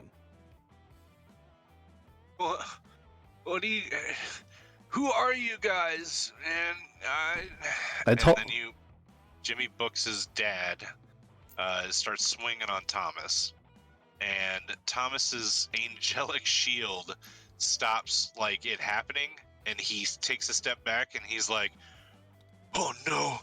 Oh, and he starts running away. Just takes off. That's the first time Victor has shown any acknowledgement of what's happened at the door and be like, Thomas, I really don't think we want him running to his friends. I could probably zap him, but I'm holding this guy. Yeah, I was talking to Thomas. He's the guy in the doorway. Oh, yeah. I mean, you're right. Dick, this seems like a job. You know what? I was wrong. Dick Justice is perfect for this. Oh, God. We don't want him making any more Jimmys, all right? Thomas takes a step out of the doorway and aims at the backside of. He tried to hit him like in the center torso, but the gun is just so heavy, and focuses real hard and pulls the trigger. Well, the auto aim on it, like if you miss, it just automatically headshot. I mean, you could shoot the ceiling and it would bounce 5 times and hit the target. In the dick. Just rolled a +7. Goes through his chest, bounces off something, and then hits him in the dick. Triple taint, same bullet. Yeah, he does make it. The front half of his torso makes it out the door of the tenement building. When the shot from Dick Justice, it lives up to its name, and it takes him quite by surprise through the butt cheeks, maybe through the prostate, and out the front. And he keels over, crawling out the front door of the tenement building, and you see him, faintly, just his outline really, as he's looking up into the night sky, and he's waving his arm, just frantically pumping, like he's motioning something big coming down, like an airplane. And then a giant stone gargoyle lands on him and he dies. Yep, and he just gets completely destroyed by this fucking monstrous gargoyle that lands atop his chest. Blood ichor squirts out. Oh, it's just so nice. This one's gonna do it.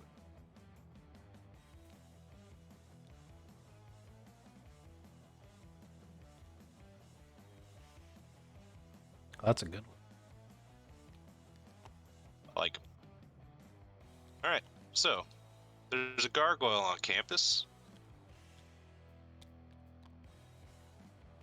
Yeah, he's got a weird glider. That's okay. He's down on the ground, and he's standing on top of Jimmy Brooks' senior. More like he's standing in Jimmy Brooks's. That's senior. true. He's standing inside Jimmy Brooks' senior. But the other one who can actually see him is Thomas. Oh, yeah. You hear, oh, I got some in the gargoyle. He also probably would have heard the crashing, crunchy, gushy sound. Boom, splat. Yeah, nice wet at the end there. Well, So what do you want to do? Dick Justice is gonna get a shot rapid fire. I like it. That roll as you feather the hammer back.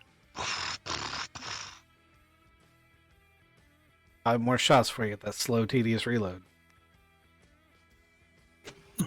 is Dick Justice a 357 Magnum or is it a 50 cal? I mean, historically, if you're going by the Max Payne lore, it's a 44 Magnum. That works for me. That definitely works for me. I like that. It's a modified crazy pistol that uses 10mm sockets as its casings.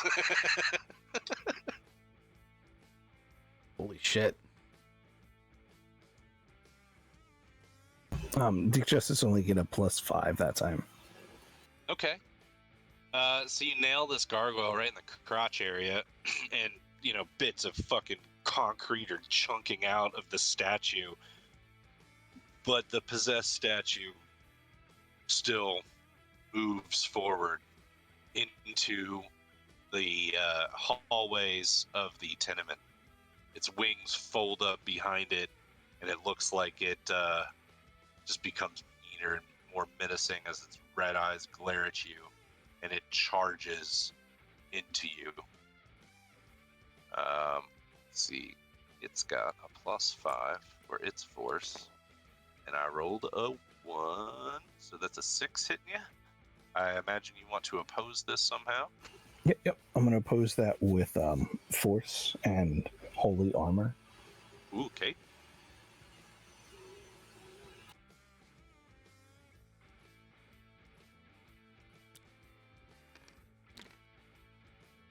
Cool. I got a +2. Okay, so with a shift of 4, you're going to take that 4 stress. And what the gargoyle is going to do, so just to set the scene, you guys see Thomas kind of step out, and he takes aim, and he shoots the guy in the nuts, and he's like, oh yeah, and he kind of like blows the smoke out of the end of the gun, and then he's like, oh shit, and he starts feathering the fucking hammer back, pow, pow, pow, and he moves past the doorway, and then this fucking gargoyle bum rushes him, and so just in a flash of stony skin and wings, both of them get pushed back past the door and break line of sight. So they're going to be over here. You're going to have to come out of that apartment to hit them. I guess you could go through the bedroom wall if you want to. I would like the next player slot, please. That's up to Thomas. I would like the next pair of slots to go to Malcolm. That's fucked up. I know. I said the wrong one. I will give that to Redicus. It's fucked up. I'm gonna remember that at bonus time. No, you're not in that group. Victor is going to basically see the gargoyle and then just all of their objectives rescinded. He's just gonna run out there. Now with this said, his construct has 2 settings. One is armor based and one is attack based. So the armor based one is the one he's going to activate, which makes it, I think it's +2 more difficulty to hurt me. But I'm going to use my guns, including the shotguns. Like when Malcolm was like, I'm not carrying the shotgun, I'm like, but that was super useful. So he's got these special like stonebreaker rounds, and he's going to sawed off shotgun in one hand and pistol in the other, just unload. All right, give me that. What is it? A force roll? Or is it flare at this point? It's focus for shooting, and then I get +2 for chosen enemy. Ooh, I didn't roll very well though. I also get +2 for high caliber. Yeah, it still only ends up being +4 though, because I rolled very badly. Well, I'm not going to have him oppose it because his back is to you, and he is trying to munch on Tommy. But yeah, as long as I don't hit Thomas, it's the win. Yep. So none of that actually gets through to Thomas, and he gets eaten up by the gargoyle. Yeah. So you've done this a bunch of times, right? You've killed these gargoyle statues over and over and over again. You know how much damage they tend to receive, and this one would be very, very close to just crumbling in front of you. Does it look like it's close to crumbling, or is he taking more damage than I think he should be? No, it looks like it's close to crumbling. Okay. All right. Who do you want to go next? I'll let Malcolm go next.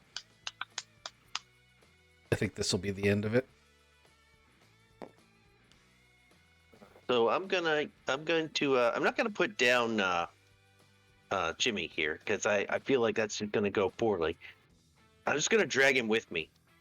You're in a better state of mind for that than Victor was. Victor should have said something about it, but I was like, he's not thinking that. He will have the state of mind to step back out of Malcolm's way as he's reloading. Give me a force roll because Jimmy is opposing you as you're trying to drag him to combat. Jimmy actually rolled pretty well. I got a 6.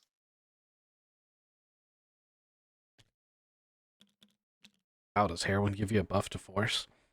No, actually, he's taking a negative. I have a 9. Okay. So you pull him, you feel his arm pop out of socket in the shoulder. As he's leaning away from you, it pops out, and he looks at you, and he's got like these dead heroin user eyes, and he's like, "Fuck you, man!" But he gets dragged. I tell him like it's this arm's coming with me. I don't really care if you come or not. All right, so you drag him out. Just as Victor unloads his shots into the gargoyle, you step out into the gun smoke. Yep. As I come out the door, I start spinning the hammer, and then I'm gonna. It's like an uppercut, except his back is to me, so it's gonna start at his crotch and just go up. Right. Roll it.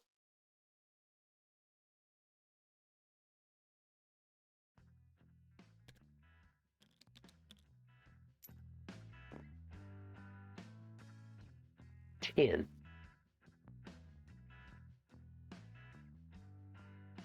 All right, yeah, that gargoyle just the whole statue shatters, and concrete chips and stones go everywhere. And that's it for that Cut it in section. half with a hammer. Yeah, you blew it apart.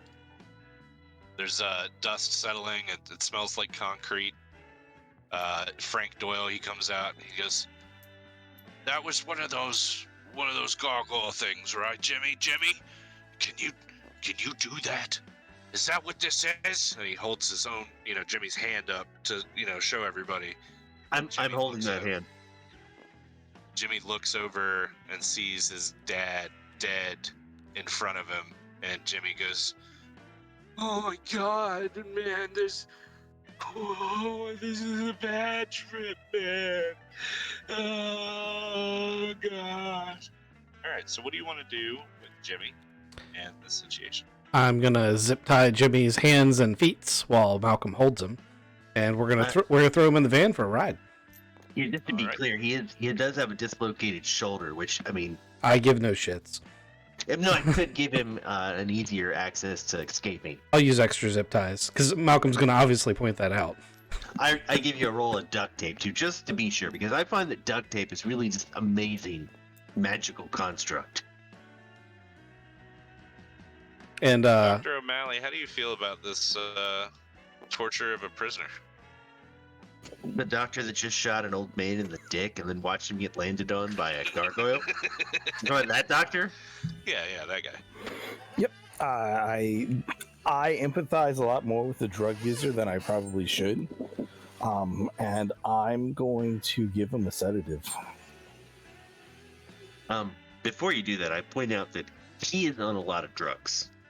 I'm not sure the interaction there is going to be a good thing.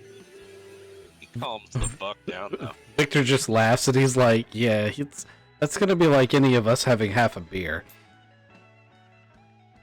Calms down, as in he dies. Where are we headed? Lady Zazas. Oh boy, we get to go to the Elysium. Oh man. I have a gift for her. This is gonna be interesting.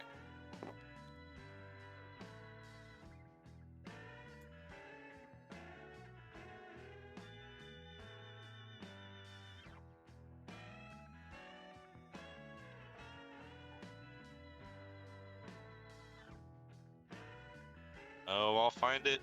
I'll find it eventually. I know it's here somewhere.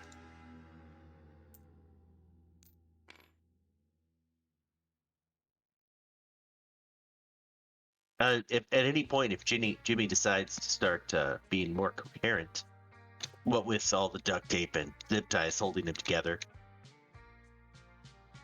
I'm there. I'm there for him. I mean, I imagine as we're throwing him in the van, I'm telling him, if you want to talk to us instead of her, because I'm just guessing that you're in the know enough that you know how this is going to go. We're willing to listen. We can always pull over and listen to what you have to say. But if you don't want to talk to us, that's fine. I'm certain that the lady that you stole all of those valuables from would love to ask you a few questions about it. No, man. I'll talk. I'll tell you whatever you guys want, man. I don't know. Lady Sots, I've heard that name before, man. I hear she's a vampire, dude. I don't want to fuck with a vampire, right? I'm just part of this gang, dude. I'm just part of this. We're the gargoyles, man. This is what it is, man. And my dad Well, like, tells me you got I gotta a do list it. of names? Well, what names? What names you want? You want to know who's in the gang? When he says Yep, it is, when he said it just is what it is. Victor's on the verge of slitting this guy's throat. He's visibly very angry. Yeah, I'm trying to stay between him and Victor because it looks like we might actually get the information. Yeah, we just need all the names of all the gargoyles and pretty much anything you guys have done lately. And you're gonna let me go? You're gonna Absolutely, we're just gonna let you. Not gonna take you. We're gonna let you go. We will free you. Look, man, I saw my dad back there. Dad, you guys shot him. I saw he was dead, dude. And like, You mean before the gargoyle landed on him and squished him into a gooey pulp? I didn't. I saw that too. I guess. Yeah, Which of your friends was that, by the way? That was my dad. No. Which gargoyle friend was it? It was probably Eddie. Eddie, He right? looked like Eddie. Does Eddie have a last name? Eddie. I've known Eddie for a long time. His last name's Zapp. It's Eddie Zapp. Eddie Zapp. All right, that's. Look, Now- man, Come on. we're just here on this, and he throws up. He's coming down from this rush of heroin that he's on. He throws up again. He's like, look, man, there's Isaac, and there's Hector, and there's Greg, and Freddie, and Eddie I told you about, and there's Derek, Charlie, and Brad, and Adam. All right, I think there's 10, including me. We're gargoyles, and we're cursed. Okay, it's a fucking nightmare. All right, it is. I'm sorry. I don't know. Fuck, and he throws up again. Yeah, so he's giving you some names. Where do you want to go from here? When did you guys start using guns? We had to use guns because he uses guns, man. And he points over at Redicus. He's like, that guy, he started shooting at us, so we're shooting back, man. Greg found us some guns. Greg's crazy, man. Greg's nuts. Greg have a last name? Greg Gummer, man. Greg Gummer. You're gonna let me go, man. I shouldn't be talking to you about this stuff. I mean, you have to talk to us for us to let you go. You can't just let me go, man. Kevin fucking died. He tried to get out, man, and Adam and Brad killed him. You guys killed No. Kevin. That's what we thought. Adam and Brad killed Kevin, man. They didn't want him to leave. Did they have last names? Adam and Brad, man? No, I don't know Adam and Brad's names, but Adam and Brad have been around forever, and they're the reason we're all here and doing this shit in the first place. Question. Before we're about to let you go. No problem. Can you unlock your cell phone for us? Just let me see it. I hold it up to his face. Does it unlock? My dad had my cell phone. Your dad had your cell phone. That is a shame. Oh, well, I go ahead and pitch him out the back of the truck and call down some lightning. Just gonna kill him? You don't think he's got more information for you? It sounded like he wanted to leave. If you got more information, I'll keep listening. Redicus, did you have anything else you wanted to ask him? Victor is when he's decided that all the useful information has been pulled out of the guy. I mean, we're gonna have stopped on the side of the road. So imagine this guy's just giving his confession either in a little parking lot or shoulder of the road. And he's gonna start describing the night that his wife was killed and be like, so you just kill someone because they get too close, because someone's stopping you from doing the things you want to do. That's just doing what you got to do. That's just the way it is. No, Adam killed your girl, man, and I didn't want anybody to die, man. Then like people, oh shit. So what you're saying is the classic "I had no choice." I'm cursed, buddy. Look at this. And he shows you the palm of his hand, and he goes, "This is supposed to be a fucking gift, fucking power, and the ability to do things with it. I mean, we were supposed to rise to the top, and Adam and Brad fucking told us that we would be the best of the world, and we would own New Troy, and then, dude, it's a fucking curse." And he you see him pull his shirt up, and he is turning literally to stone. His stomach and everything is turned to stone. He is halfway there, and he goes, "Man, I'm fucked up on heroin just to keep the pain from just transforming shit done, and I'm sorry for the things that we've done. And I'm sorry, but all we need is the valuables, the relics, man. We gotta sacrifice them and you stop the progression of this stupid fucking stone shit." And he's looking down at his chest again. It's like, I didn't mean to hurt anybody. I'm just trying to fucking live my life. And I'm fucking cursed because of Adam and Brad. And Kevin tried to get out, and then Adam fucking blew up a 747. This guy's crazy, man. He's fucking crazy. There's no way out. So yeah, I'm sorry, but it is what it is. I am just trying to live. I'm sorry for your woman, though. Victor, I really am. Victor says, "You're sorry, huh?" Then he pulls his gun out and shoots him in the face. All right. That is the end of June books. And then we'll burn the body. Okay. Unless it just turns to stone right here, and then we'll smash it into tiny pieces. So when you burn the body, except for the stone parts, they don't burn as much. I mean, Malcolm's welcome to lightening the body. Redicus isn't in that state of mind.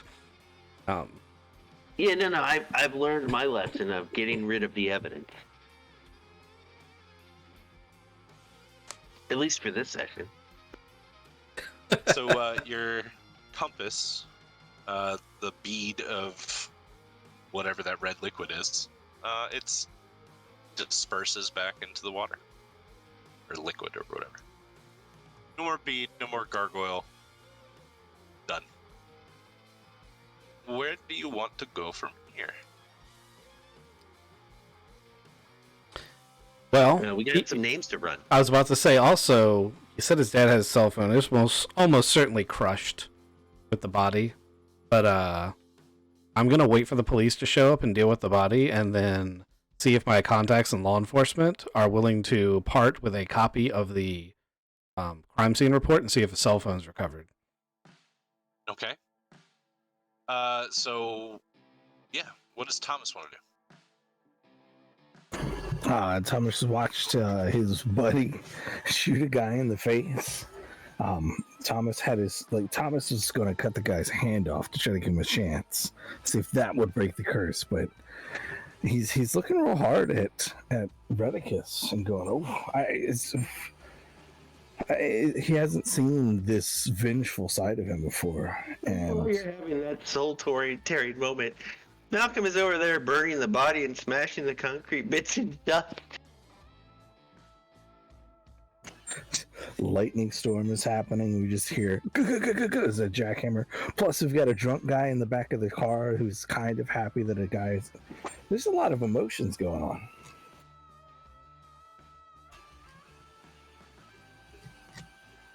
It's very true. It's very true. And I actually kind of forgot that Frank Doyle was in there. He's sleeping right now. He fell asleep halfway through Oh that. yeah, he was so drunk and tired from And tired, beating the yeah. shit out of Jimmy. He's just snoozing. He's got a. Yeah, at one habit point, of it looked like he was just slinging wet noodles at Jimmy. That's why I took over. Gotcha. All right. Yep. That's where Frank was. All right. So you have disposed of Jimmy Books. Gonna add him to the dead list over here on the board. Jimmy was this one down here.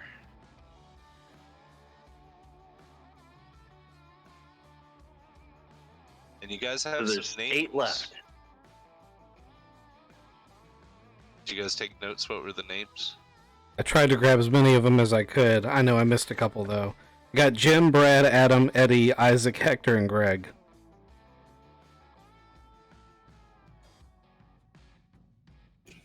Anybody else grab any other names, or do you want to? There's a Derek. There's a Derek. They make ABC. I got Adam, Brody, Greg Gopher. You get an inspiration point. They do make ABCs. It's Adam, Brad, Charlie, Derek, Eddie, Freddie.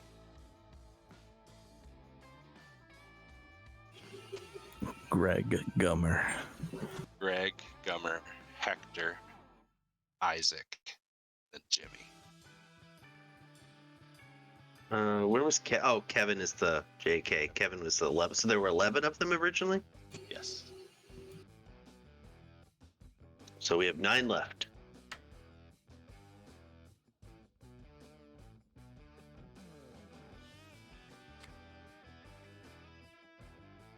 All right. So from the top, and I'll write on the board, I guess. Adam.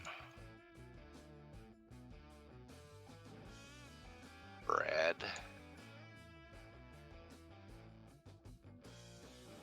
Charlie.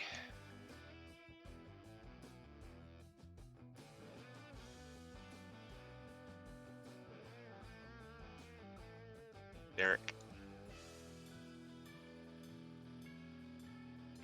Eddie. Freddie.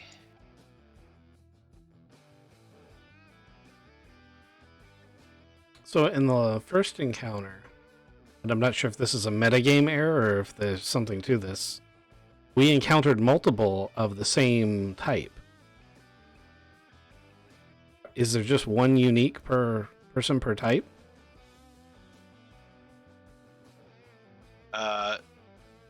In the first one, Yeah, you encountered. Should have been Greg and Freddie. but we encountered there were like 2 or 3 of the flying type. Like if it was Freddy, you cloned that token. There were multiple of them, and I'm just wondering if that's a metagame error. Oh yeah, I think I probably fucked that up because they all should be. So they are Just they are unique. Okay, that's what I wanted to know. They are unique. I did give him 11 unique models. Thanks for that, by the way. These are all Craven. Jimmy.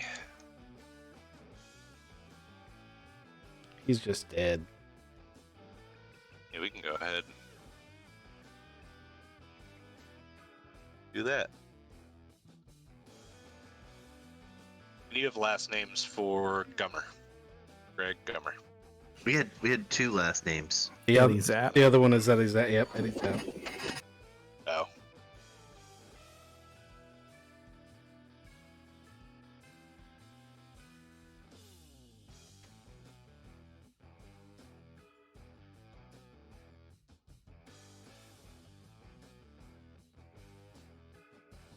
Shit. Okay. All right. So I think what we were going to do, you were going to get a hold of your contacts with the police, but you do have the agents, Ten and Peller. You want to give them a shout?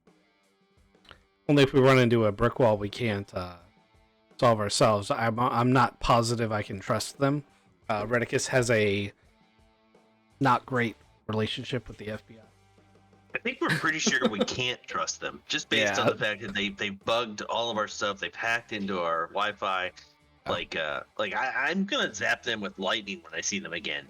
Yeah, I mean, I was willing to hear them out as a courtesy, because they said gargoyles. But had they called for anything else, they've been like, man, there's some strange shit. I've been like, oh, really, you think? Trying to send me to a mental hospital and all that shit because I'm a giant fraud and press charges. And, like, the FBI was the primary ones that were ridiculing me. Like, they tried to take my license. Thing. Bastards. Yeah, so local cops I kind of get along with. Because, they're down in the trenches doing shit. But federal people, the FBI specifically, and Redicus don't get along. Right. Okay.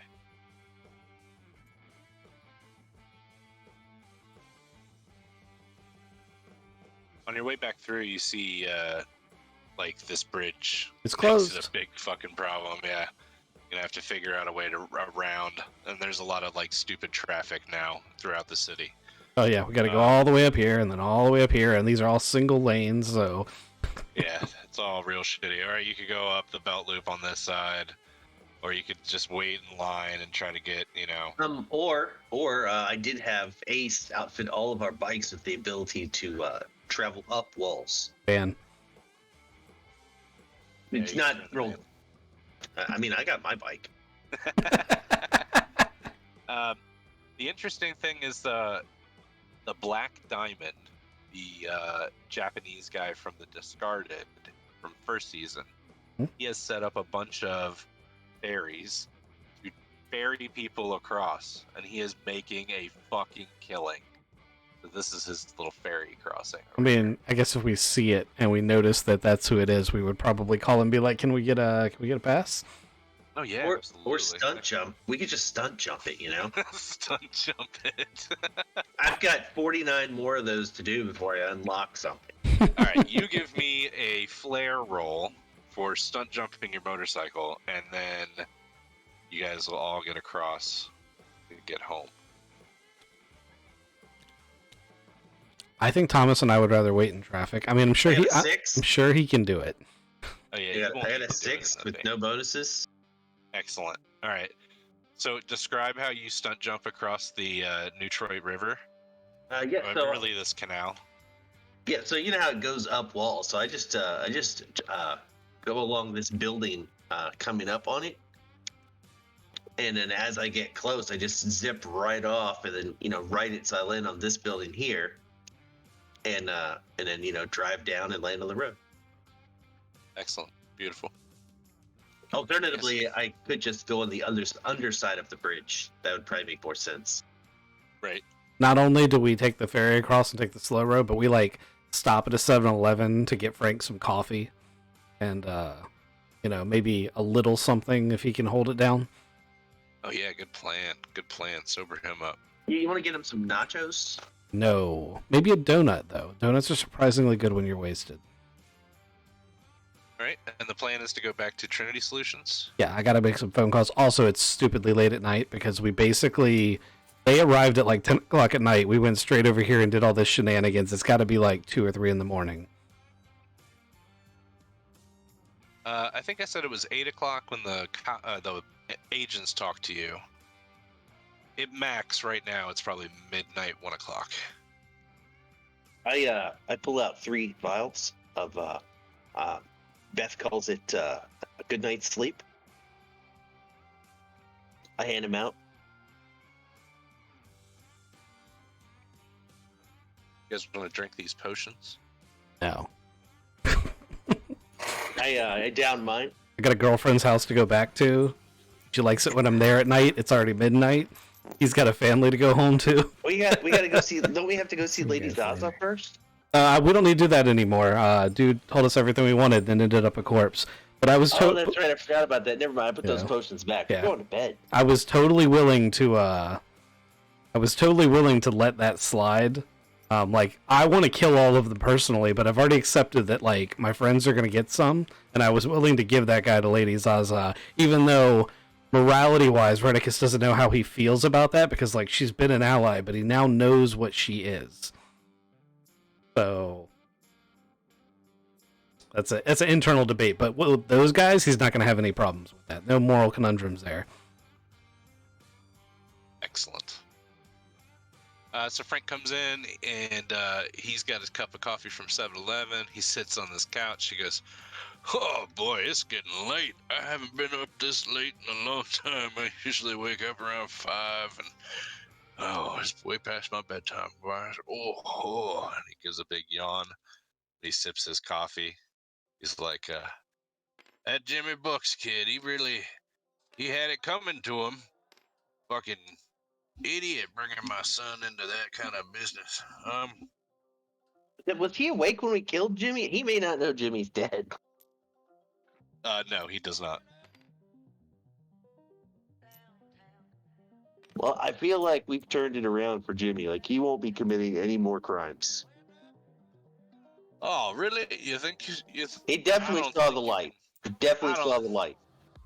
I don't think you can, rightly just in one day save somebody like that. Oh no, I I really definitely. I worked think on- we got right through it to him, right through Dan. Normally, Redicus would be right in here with the banter, and Malcolm would notice that he's strangely quiet.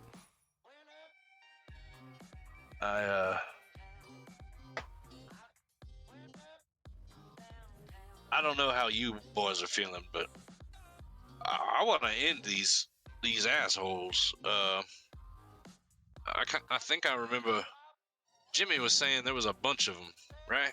How many were there? He sips his coffee again. He goes, I slip a little Irish creamer in his coffee. This will help you sleep better. When he says how many are there, Redicus says 11. We're 11. There were Yeah, 11. he said how many were there? Sorry, 11. And that's all he says. 11. Okay.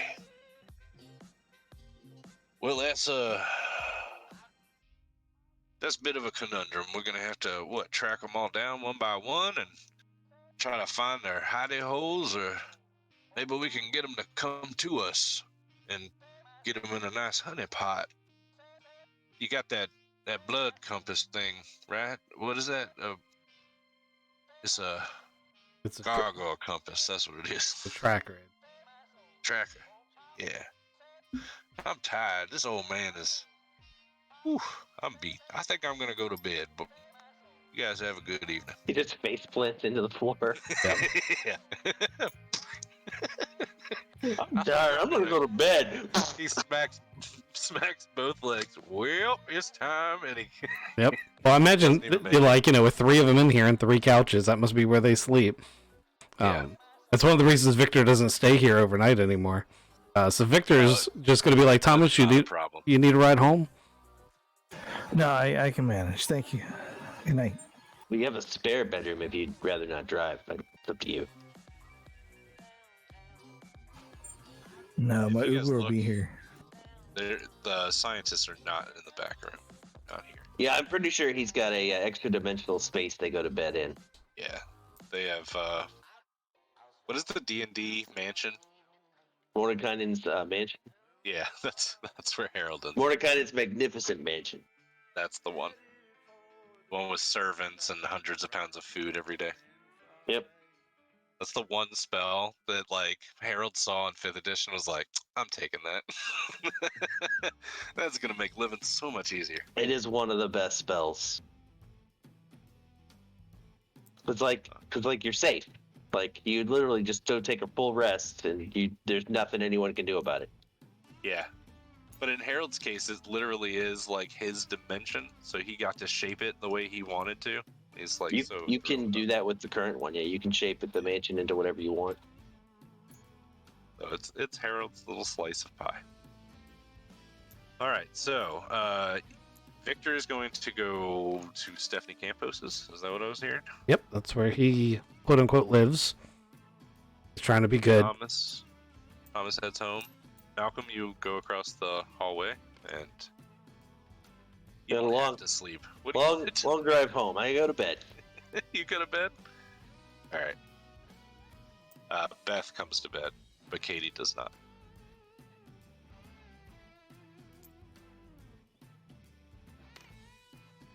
All right. So some scenes for Victor. Victor, you get to Stephanie's, and she's awake. She's been working, so you get in, and it's not like she was waiting up for you, but she sees your face and your expression, and she says, "Can I get you anything? It looks like you had a rough day." Nope. Just gonna get some sleep. Your Okay. tracker still works. Good. That's great. I'm coming up with some new stuff too. Some of the scientists from that Detroit Stadium thing, they're sticking around. They want jobs, so I think I'm going to hire a couple of them. You keep an eye on them. It's not that they're not intelligent. It's not even that some of them don't mean well. But you saw,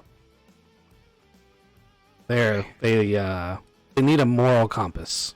You're good at that.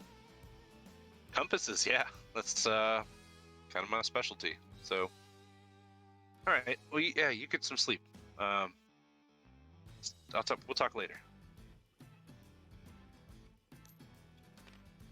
Thomas, at your house, things are nice and quiet. You get home and the lights, the front door lights are on, but the rest of the house is snoozing. And I guess where do you keep the lion angler turtle while it's at your house? In your garage? I assume we've got like a little backyard pool. Okay. Nice.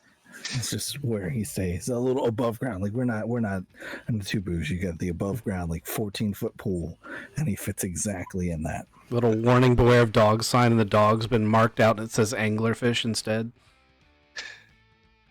Love it.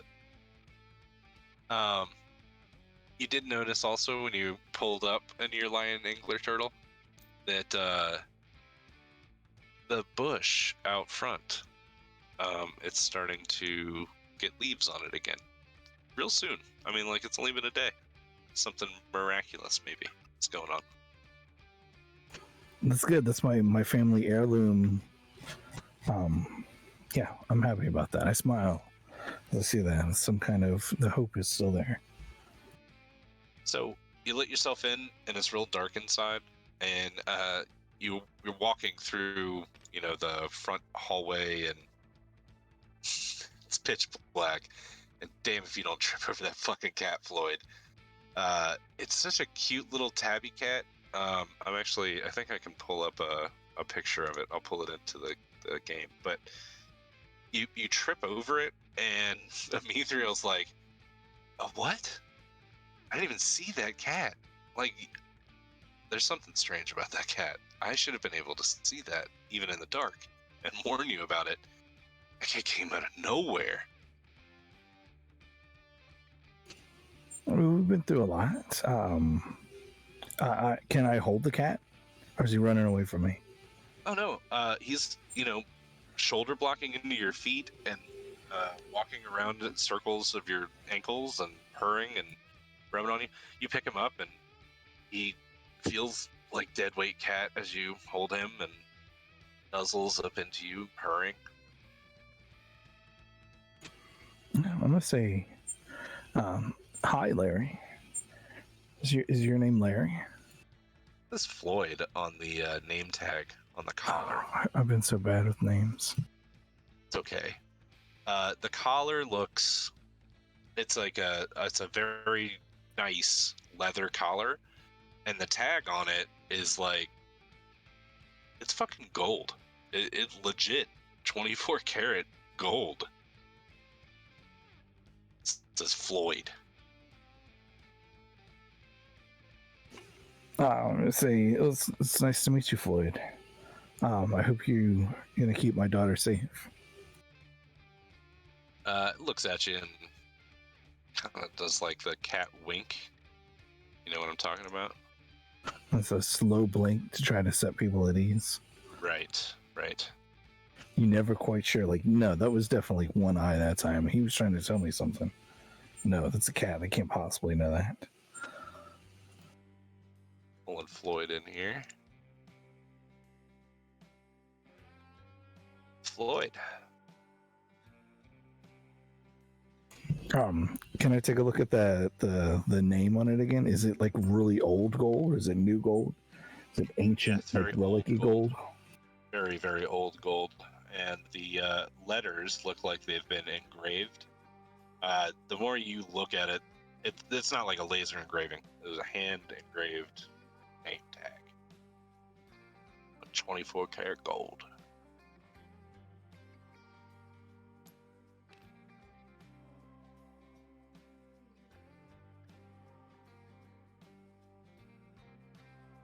Want to do anything else with this cat? I'm gonna say, like, you keep everybody safe while I'm not here, Floyd. Lloyd. It's purring. Let's see, if you ever got anything you need to tell me, you go ahead and tell me. I'm gonna put him down and go try to find my wife. All right. She's still up, or try to like ninja into the bed to see if she doesn't wake up. You open the bedroom door. She's up. She's reading by light bedside table. He smiles at you as you come in. She goes, "You're adorable in that samurai outfit. Oh, get over here. I'll help you take it off." And she, undresses you down as a ritual. It's very comforting. Thanks. Do you get any weird vibes from that cat? The cat is so big.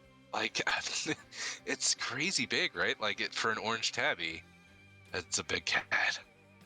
He's always really nice though. It's I don't know. Have you tried to like call him? No, Watch no. This is crazy.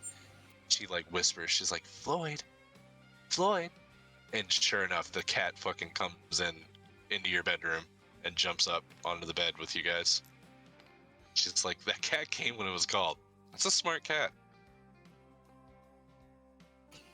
You are a smart cat. I give him a good old petting. Yeah, it like rubs into you. Gives you its belly. Oh, have you tried this yet? Bellies and cats are tough. I'm gonna get scratched, but I have to do it. I go for it. Yeah, it lets you get like one scritch, and then it gnaws on your hand in like a playful way to tell you to stop. Then it flips back over, gets up on its feet. Nick Fury's hand. Just cuts his hand off. No, it just takes one of the knuckles down. Just one knuckle of your middle finger. It's oh shit, what's the cat's name from it's Cat Sith. It just fucking cuts you. No, we're not gonna go that route. God, that's funny though. I forgot about Cat Sith. That's a good character. But no, this cat, he seems like a normal cat. He's acting as a normal cat, maybe a very intelligent normal cat. The only thing weird and creepy is the connection it has with your daughter and the super old, very valuable necklace or collar that your daughter couldn't have afforded. Yeah. If he decides to leave the room, I'm gonna tell my wife, like, that collar's that kind of looks kind of special. And I'm gonna do some research on old cats named Floyd tomorrow morning. Oh, okay, good plan. Anything else before you guys go to bed? All right, so thanks for letting me keep my new pet. Oh, yeah, no problem. What does it eat? People. Fish. Fish. Okay. We'll figure out a feeding Yeah. You also can like walk it down to the bay and let it feed in the ocean. I can walk it. So like on a lanyard leash, retractable. Can I? I saw that you were riding it. Can I ride it? Yeah. Work your way up to that. We'll go for a ride. Do you want to go for a ride right now? It's dark outside. It's no. I just took off my I'm already in my pants. pajamas. We're not doing this. Yeah. We'll work on it tomorrow. Okay. It's real fun. He's real gentle. Okay. Cool. Let's start the next day. Fuck yeah. What time do you guys want to get going on your gargoyle investigation? Redicus, do you get like 6 hours and then you're like, it's time. I've got to kill them all. He's not quite that like. He's not quite that like intense about it. But he is definitely like he tries to sleep and very, very like intermittent sleep You have nightmares? all the Do time. you want to have nightmares? All the time. That's All part right. of the thing. Oh, let me lay a nightmare on you then, with some foreshadowing. All right. In your dream, you are surrounded by crazy people. People acting in the most obscene and nasty, degenerate ways. Some of them, actually, all of them I are thought this was wearing. supposed to be a nightmare. It is. hold on, I'm getting there. Some of them are in like white gowns, like they're hospital gowns, but a lot of them are just like declothed, and they're standing in invisible boxes surrounding you. So you see them up and down aisles, like you're standing in a hallway. The building that you're standing in is invisible. It doesn't make any walls that you can see, but you see all the people. There's probably 200-300 crazy people around you. And through what is the invisible building to the roof, you're looking up and you see a stone.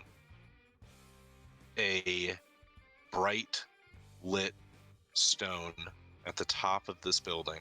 Somewhere, it's got to be on the roof. And this stone, as you're looking at it, it does like the Eye of Sauron fucking zoom in thing, and you end up seeing this gargoyle symbol on the stone. It's etched in there. Okay. And it's a restless dream. You don't know if you're one of the insane people somewhere in this place, or if you're just experiencing it through somebody there. God, it felt real. So I feel like it's Felt Okay. like you were there.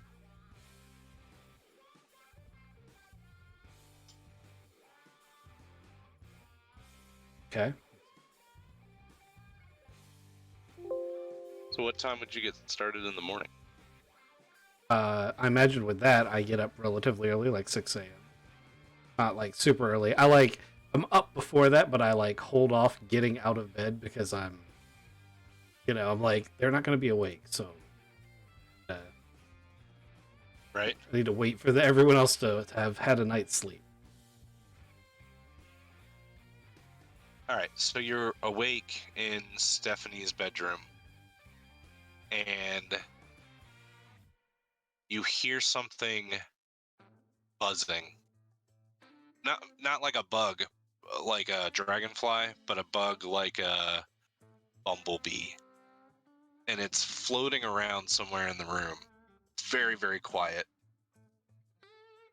And you look up and you look around, and there's a light over in one of the corners. Not a firefly. You're looking at it, and it's a fairy, or a pixie to be exact. And it's moving stuff around in the bedroom. Interesting.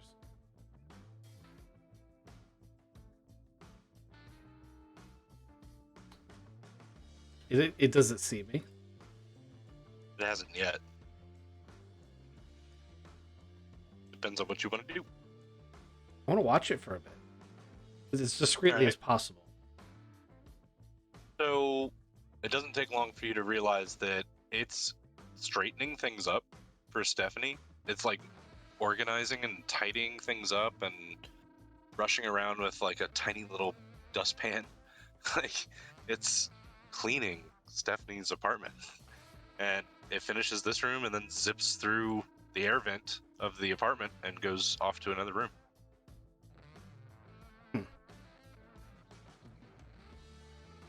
I don't know what to make of that. I like rub my eyes, like, okay, that's a thing that happened. But my knowledge of pixies is pretty limited beyond the ones that I've run into that are gangsters. True. So that's Very definitely true. that's a thing that I would probably eventually be like, I need to go look that up on the Paranet when I get back to the office and see what I know about that. Okay. Not disturbing anything, it's not hurting anything, so. And Doesn't seem like it. yeah, and I know that Stephanie deals with supernatural, so I don't want to disturb it yet. All right. So you do your morning routine, getting ready.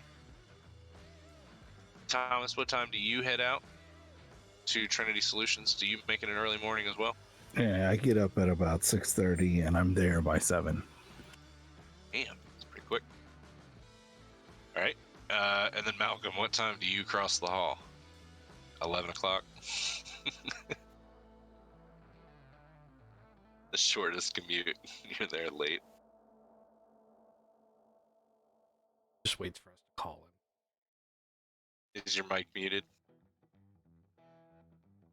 Yeah. There you go. Yeah, no, I was sleeping, so sorry. Oh. But yeah, I got to get my Odin rest in, so you know. Right. I gotcha. All right, so yeah, what time do you make it into work the next day? If they don't call me, I come in a little afternoon. We'll start with Victor and Thomas. You guys get into Trinity Solutions, and Frank Doyle is still here on the floor. He's got a pool of spit around his face. It's kind of soaked into the carpet underneath him. He has 1 foot up on the bench, and the other foot under the bench, and he is snoring pretty loudly. No, he's still alive. I grab the cover from the back of the bench and I throw it over top of him. And I walk into the office. How kind of you. Katie gives you a look, just like, oh yeah, I guess I could have done that. Well, Victor also didn't take a lot of care doing it. He's just like, eh. Thomas actually like rolls him onto his side on the floor so he didn't have a bad back a little bit later. Oh, very nice. Very nice. All right. How do you guys want to get started on this investigation? Where do you want to go now? So, I'm gonna do a little bit of typing on the Paranet. Oh, actually, no. Is Katie normally here? Because I came in at like 6 in the morning. So, is she normally here that early? There's something going on with Katie where she's been here a lot lately. You haven't figured that part out yet, but she's here. She's working. That's why she's here at the front desk. Okay. So I'll stop and say good morning and see if she starts a conversation. Oh, hey, you guys are gonna do some investigating? You want any coffee or donuts or anything? I could run out and get you something.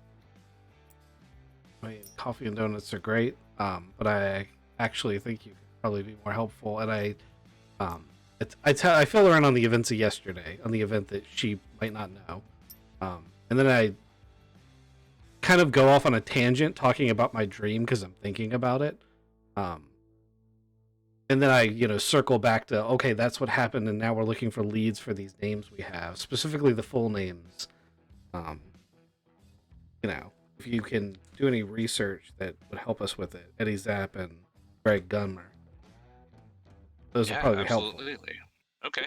I'll check them out on Facebook or whatever and see. You know, I also, I'll check them out. also text her pictures of the rings that I destroyed that were found. Oh, these are shit. Oh my god. These were being used as like a magical circle. Holy crap. All right, so like, look, the first thing really that as a practitioner that you want to learn is that the circle that surrounds you makes it easier to focus on the magic that you're casting. The better the circle in construction, the easier it is to, you know, cancel yourself out of the world around you, or trap whatever you want in the circle. So like, you make a shitty circle, it's not going to be very good, right? These are awful. So I can't even imagine how much power like these guys are actually just wasting, magically speaking, doing their This Jimmy thing. guy said something about a curse. Last night, as I was mulling it over, I wondered to myself if they were using the circles not to summon themselves into the creatures, but to block it somehow. And it didn't work. But I don't know that for sure. I don't know yet how it works. I do suspect that, it, you know, since he said curse, that this is something, it's not their inherent magical ability. They've either found something or someone who's doing it. Okay, so you've talked to Frank, and you know that like his boy Kevin, he wasn't born with power, right? Like Frank doesn't have any magical blood or anything like that, right? Not that we know So of, although that's not always a prerequisite from what I understand.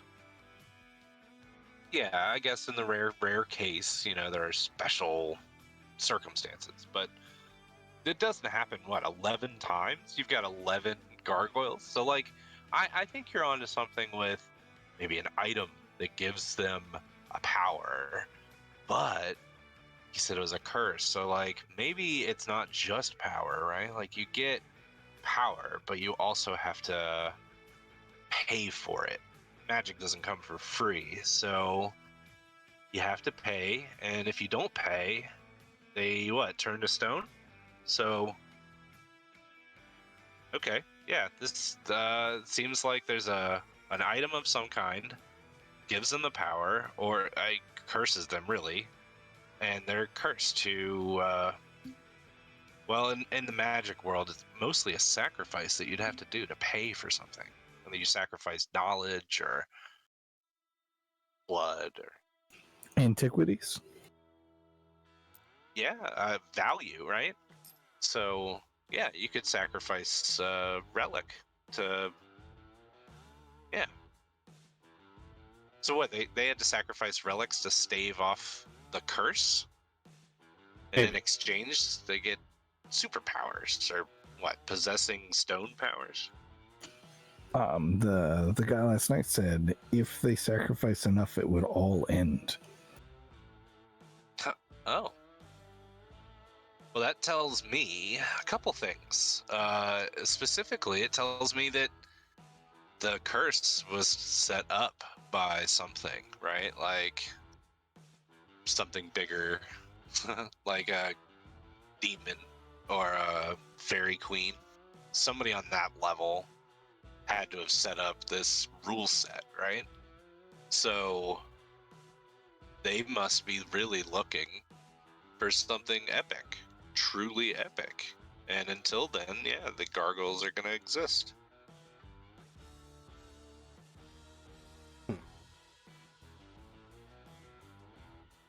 Do you think Heavy they? stuff, guys. Do you think they could replace two that aren't in their? I don't know. Did you call it a circle? Oh, like in the gang, in the group? Yeah. Yeah, they could curse a couple more people. Yeah, definitely.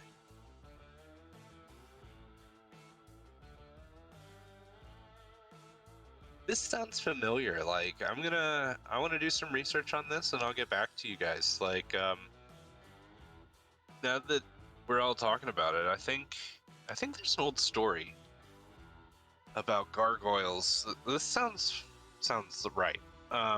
let me find out some stuff, and I'll get back in touch with you guys. And while I'm gone, I guess I'll get you donuts and coffee. Cool, Yeah, sounds great. Thanks. Rob. So she leaves. I'm gonna turn to Thomas and be like, hey, get used to the donuts and coffee thing. Awesome. I'm gonna come in here and start typing on the Paranet. Now I'm gonna, since I got that information cleared, I'm gonna start looking up the Pixie thing.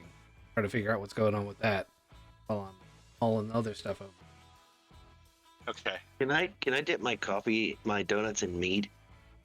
That seems like a thing. Can you? Yeah. Yeah, I definitely am going to be dipping my donuts in my mead. Okay. Especially the wake up donuts. So you're coming over to talk to everybody? I smell donuts. Okay.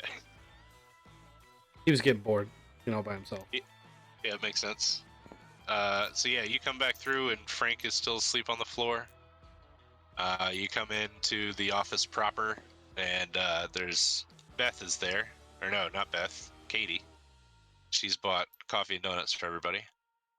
And Katie sees you and she motions to you to see if you've got a second to step out and talk to her alone in private.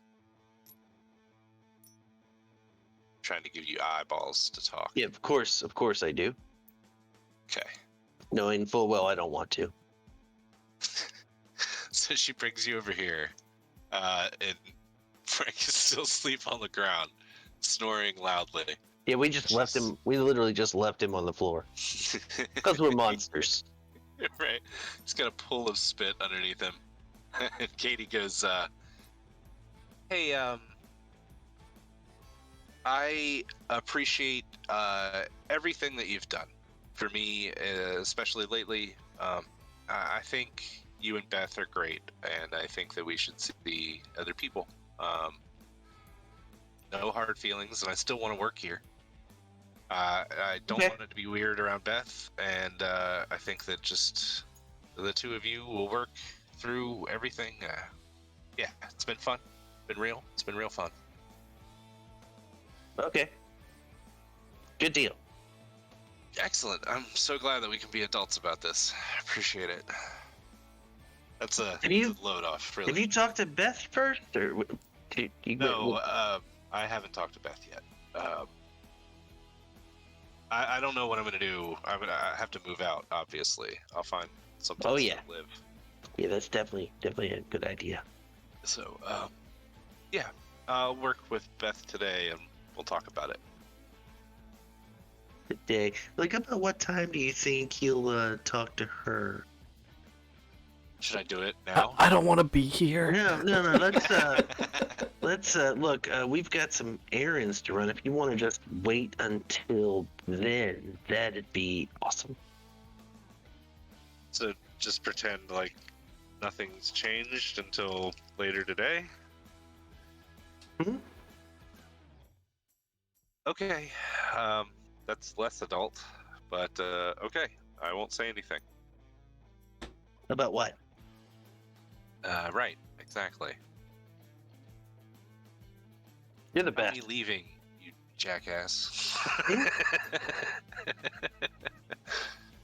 She comes back over to the desk. It's looks like she's talking to somebody.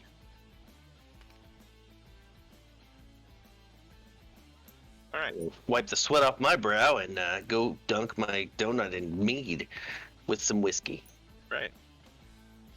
Deal. All right. You looked up on the Paranet or the computer anyway about pixies and like organizing and tidying things. You get a couple hits.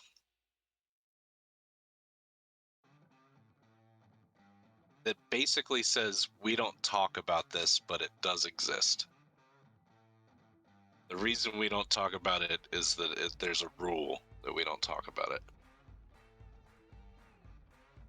it. Do I get the impression that Stephanie must know about it in order for it to be happening? Yes. Okay. Then I'm going to leave that be.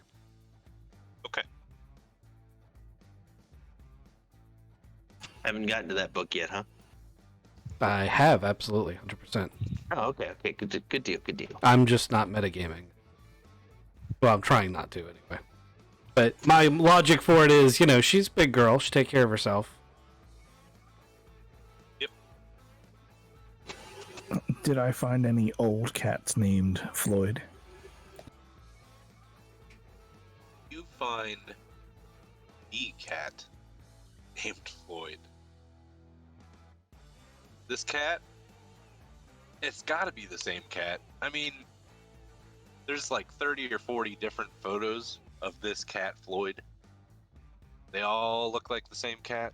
They all look like the same collar and tag when you can make out it in the picture. Floyd's been around for a long time. Always changing owners, but never changing the cat. After mysterious deaths and circumstances, or? Some of the owners live long lives. Some of the owners live. It's a smattering. It's only you only have about 30 years of knowledge or data on this Floyd cat. Do I know any other Zion bloodlines? Yes, you would. They Do- wouldn't be here in the city though. Are any of the cat's owners their Zions? Oh, good question. Not no, I hadn't thought about it, but no, I don't think so. It's not. It'd be interesting for the story, but I hadn't thought about it.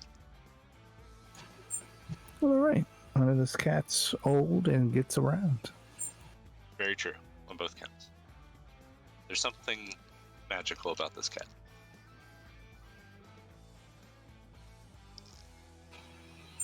Yeah, I look up as Redicus looks up. He's like, "Oh, okay. I'm gonna not follow that one." And I'm gonna go, "Huh, that's a really old cat." And then close my laptop and go, "Oh, Malcolm's here."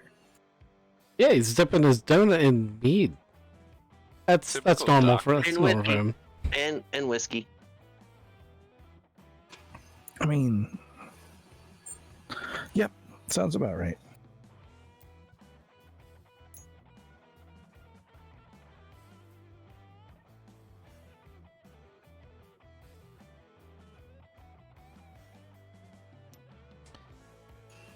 All So right.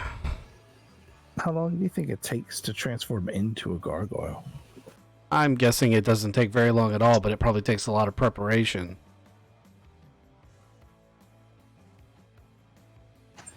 We're going to try to find these people's houses or evidence of their gargoyles. I'm going to give Katie a chance to track down some data for us, but if she doesn't come through in the next hour or so, I'll probably end up having to start calling around other places. I'd loathe to do it, but if we have to, we can call the FBI agents. They can at least take the full names and give us address listings to go investigate. Unless you guys have any better ideas.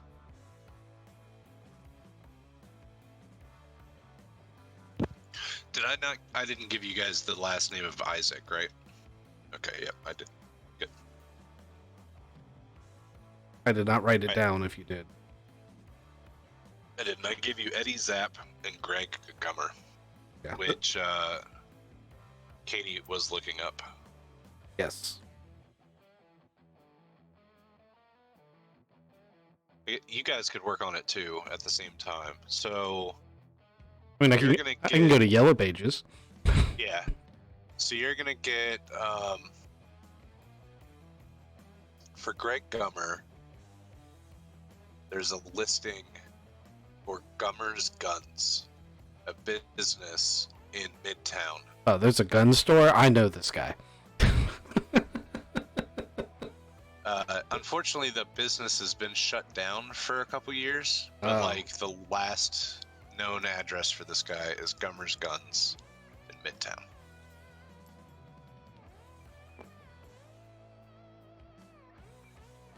For Eddie Zapp, there's a whole fucking website that Eddie Zapp owns and operates called the Zapp Project, where he makes like videos of him building electronic devices, things like radio jammers, things like booby traps, radios that become like bomb triggers and IEDs, things like that. He's an anarchist cookbook nut. He's been on the internet and been taken off the internet, and then he finds a new way to pirate his signal and get back on the internet. He's on the dark web. He's on everything. Eddie Zapp. He's not, like, his handle is Eddie Zapp 42069. Like, that's... Oh, so he's not, 16. He was 16 at one point, and he has just been living it up. Like, that's his character. So an address, you know that he's somewhere in Detroit, but his last known address is actually an electronics store down in Lowtown.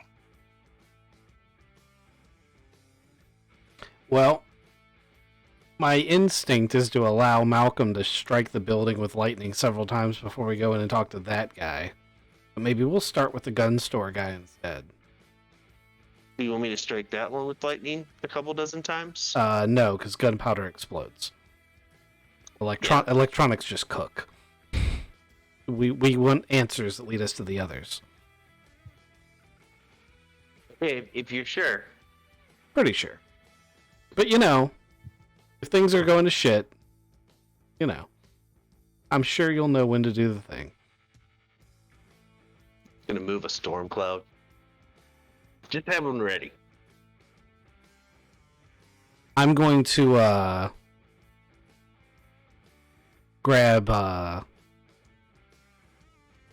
combination of incendiary and special bomb defusal rounds. They're called, I can't remember what they're called. They're basically gel packs that you shoot at explosives to break the electronics before they can trigger the explosives. Oh, neat. Yeah. I can do that with lightning. Yeah, that will trigger it. It'll break the thing, though. In the way that it triggers it. Yeah, in the way that it triggers. That's the reason I don't shoot them with real bullets. Man, it still breaks it. It's just a nice thing to have on hand. I bet if you yell at it really loud, you'd break it too. So, Never tried that. that's the information that That's the information that you gather. Then Okay. Katie comes back and she's got some more information. She's gonna say, she's got some weird dealings that she's found online in the Paranet. People like saying that they've seen gargoyles in like setting up a trail camera to try to take a picture of, you know, it's like that grainy image in the beginning of Hellboy, of Hellboy like jumping through the air. It's that kind of image that you'd get from civilian Joe Blow. But she actually has found a weird fucking guy down near the mental asylum who says that he sees gargoyles fucking constantly over there, and she believes him. Like, he sees them constantly, or like, how is he using the fucking there? is it just one? He has seen multiple gargoyles. No, I mean, is he the only one who has seen them? Are there multiple reports of them in that area? So he's the only one that's seen them and reported them.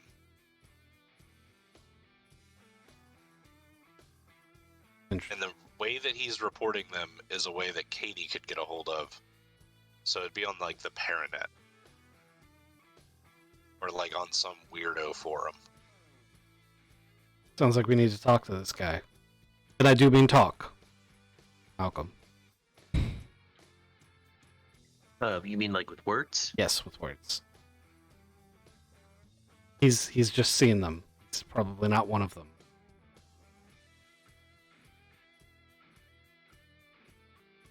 That's useful information. We should definitely go talk to that guy. Actually, I think we should start with that guy. That sounds very promising. Okay. Did you remember that story about the gargoyles?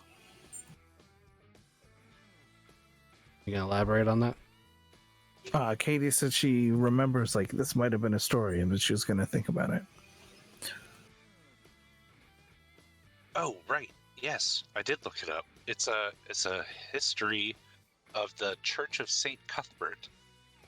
So anyway, do you know what a gargoyle like?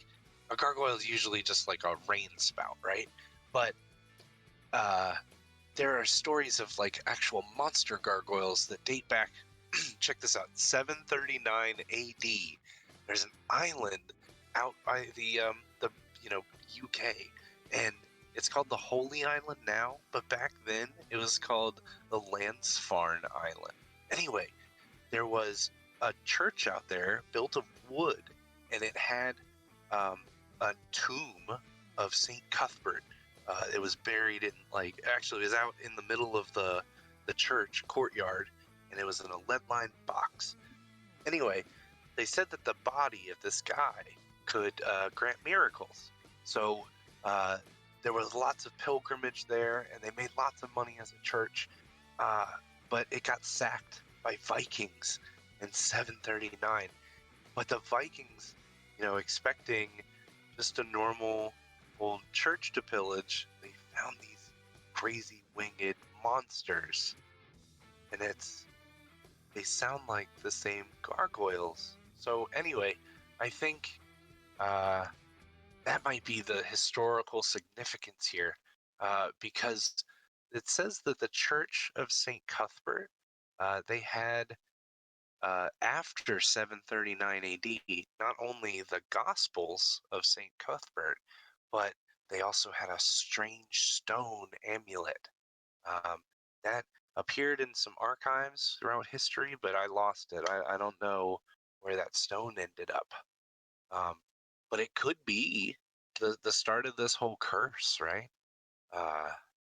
It sounds like something's there anyway.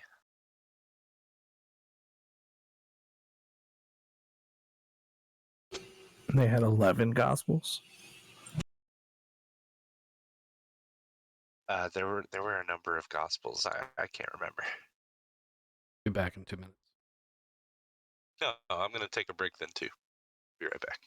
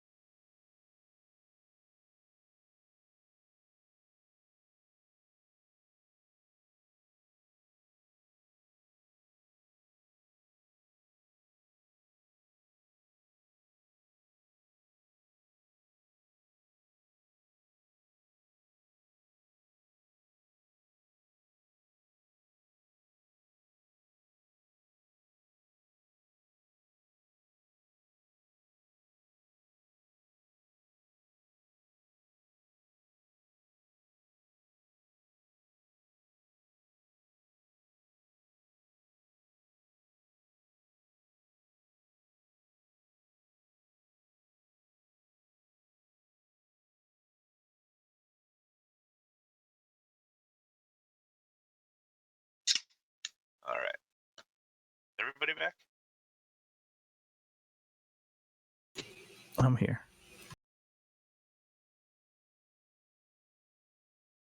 What do you think of heroin junkie Jimmy? I wanted to help him. I did not want to help him. You didn't want to help him? No, I mean, I wanted to help him in the way that I helped him. So, yes, I did want to help him. I freed It's him. hard. I want to preface this by I did my normal bullshit, and most of these gargoyles, as humans, they have moral faults, and you might be able to save them if you wanted to. I don't think Redicus wants to save a single one of these guys. Yeah, I'm kind of with him on that. No Understandable. interest in saving them. They're pieces of shit. They are pieces of shit. He's just coping the best way that he could in a situation he didn't know how to get into. I was going to cut his hand off, though. I don't know really what would happen. Obviously, he wouldn't be able to change into a gargoyle without his hand. But When he tried to fight, I was like, well, I mean, he's either coming with me or his arm is. I don't really care. yeah, he was not prepared to deal with you manhandling him like that. There are others that will be substantially harder, but I wanted to lead it in with the junky Jimmy Books, so that you guys get a feel of like what's going on. Now they're cursed. Some of them are going to be more deformed than others, and yeah, there's a number of them. So I'm glad that we got all of this out in this episode. Figure all this stuff out.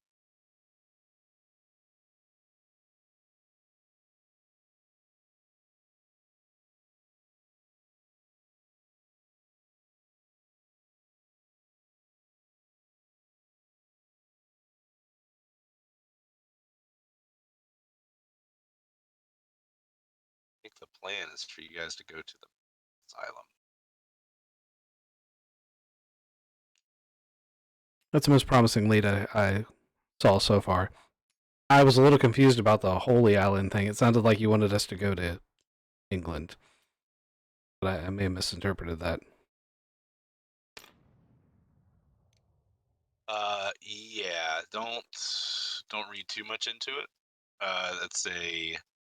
It's the origin story for the stone.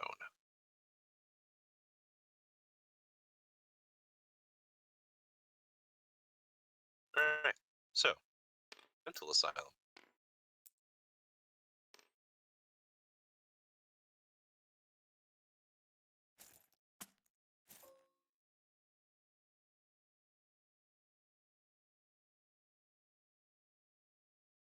Oh, now I find the illusion. Son of a bitch. I was looking for that earlier. That's always the way. Once you get a certain number of maps, keeping track of them becomes so incredibly difficult. Right? Because it's so easy, especially, to just drop them all on the main page. But then you have to click through each of them to find them. I think the next time I start from scratch building a one world thing, I'm going to make a chapter page where I can make a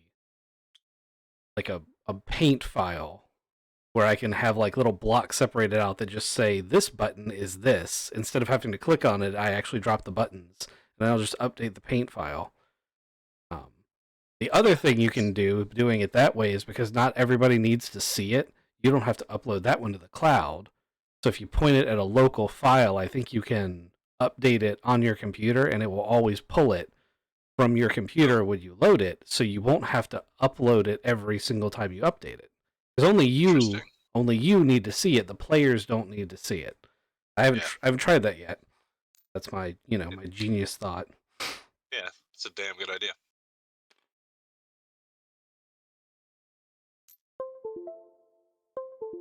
How did you guys get to the mental asylum? All have taken the van, or is Malcolm driving separate? I don't think we need to take the van to this one. Unless Thomas needs a ride. We can take the bikes.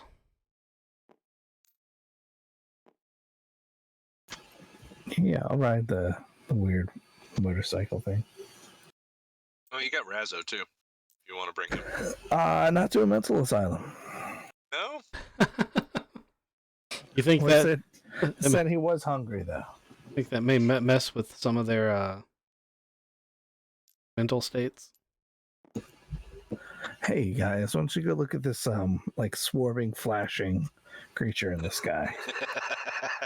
Oh yeah, the flashing part. I always forget about the flashing. Just drive them insane. Alright, so Victor Redicus has this crazy armored Halo looking motorcycle.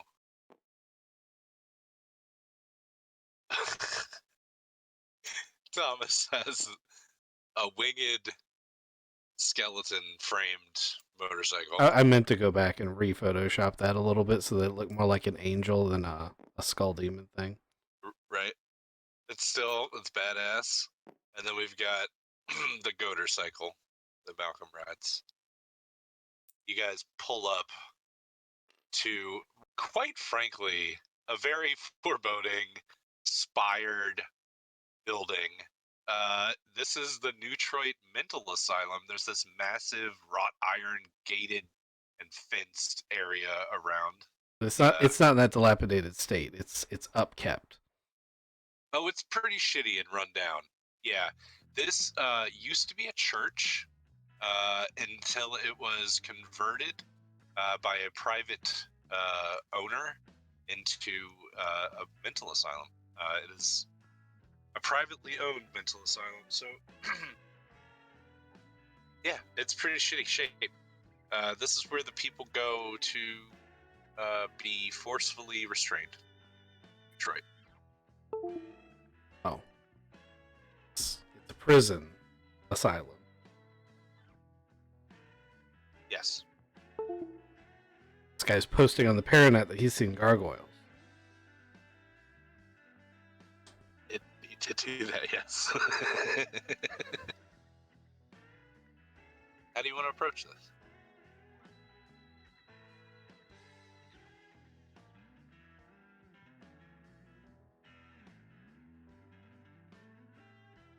Doc, I think you're gonna have to take the lead on this, because I think what we're gonna have to do is you're gonna have to go in here and say, "I'm Dr. O'Malley, and I need to see this patient," and then we can interview him, and hopefully we can get in and out of here without any issue. You said this is a prison-based system? This is a privately owned mental asylum that is funded by the patients that go here. Most of them are forced to come here. They're not here under their own free will. There's no plan to get better. This is a place that they go. There's a lobotomy program here. So it's mostly a place that rich asshole parents drop their shitty kids when they don't want to deal with them anymore. And it being privately run and operated means that they can get away with a lot more. There's no oversight here. Like I said, it's built from an old church, and things are really bad here. You can pull out a map so that you guys can go inside. Yep. You think it's better to be a doctor asking for a patient than a investigator investigating the Yep. claims? Yes, 110%. I will not have any traction here as an investigator. You do not want to walk into a mental asylum and say, "I deal with vampires and werewolves and shit," because you won't be greeted well. Yeah, you're an investigator. You're just investigating a. Look, Thomas, I can't make you do this. I'm on the way. I got it. Is my bow tie on straight? It's fine. You want to play some polka music on your bike while we roll up? No, that's only for. Alternatively, we could just pretend that I'm delusional and think I'm Thor, and you guys need to get me admitted. All right. No, because they're going to try to take your hammer if you do that, and then we're going to have to kill everybody. I mean, I can summon the hammer, but yeah, I'm not gonna let them take my hammer. That's a good point. I'm gonna put it. I need to add one more thing because it's very important before you go in here. The gargoyle compass has 2 beads on it. Very strong. They are inside. It's coming from the building, so yes, there are 2 solid beads in your compass. Depending on how close you are to the building is going to depend on where they shift within the circle thing that you've got. I'm going to drive around the building and try to triangulate where it's at. I'm going to have to use my binoculars and stop periodically to see if any of the mountings on the roofs are gargoyles. 100% there are lots of concrete gargoyles on the roof. This place is an old Gothic church. This is probably one of the very places that the gargoyles source their statues from. hundreds of statues up here, and a lot of them are missing, like ones that you've destroyed, and they didn't come back. There are missing places for them. But like I said, as you drive around the asylum with your compass, the 2 beads stay inside this building. They're somewhere within the building grounds. Okay. So they're not on the roof where I could see them from the outside. No, because this is daytime, there's nothing like glaring at you from the roof, except for the gargoyle statues that are up there. All right. I'll tell the gentleman, hey, I got 2 blips on the inside. This could be rich hunting ground.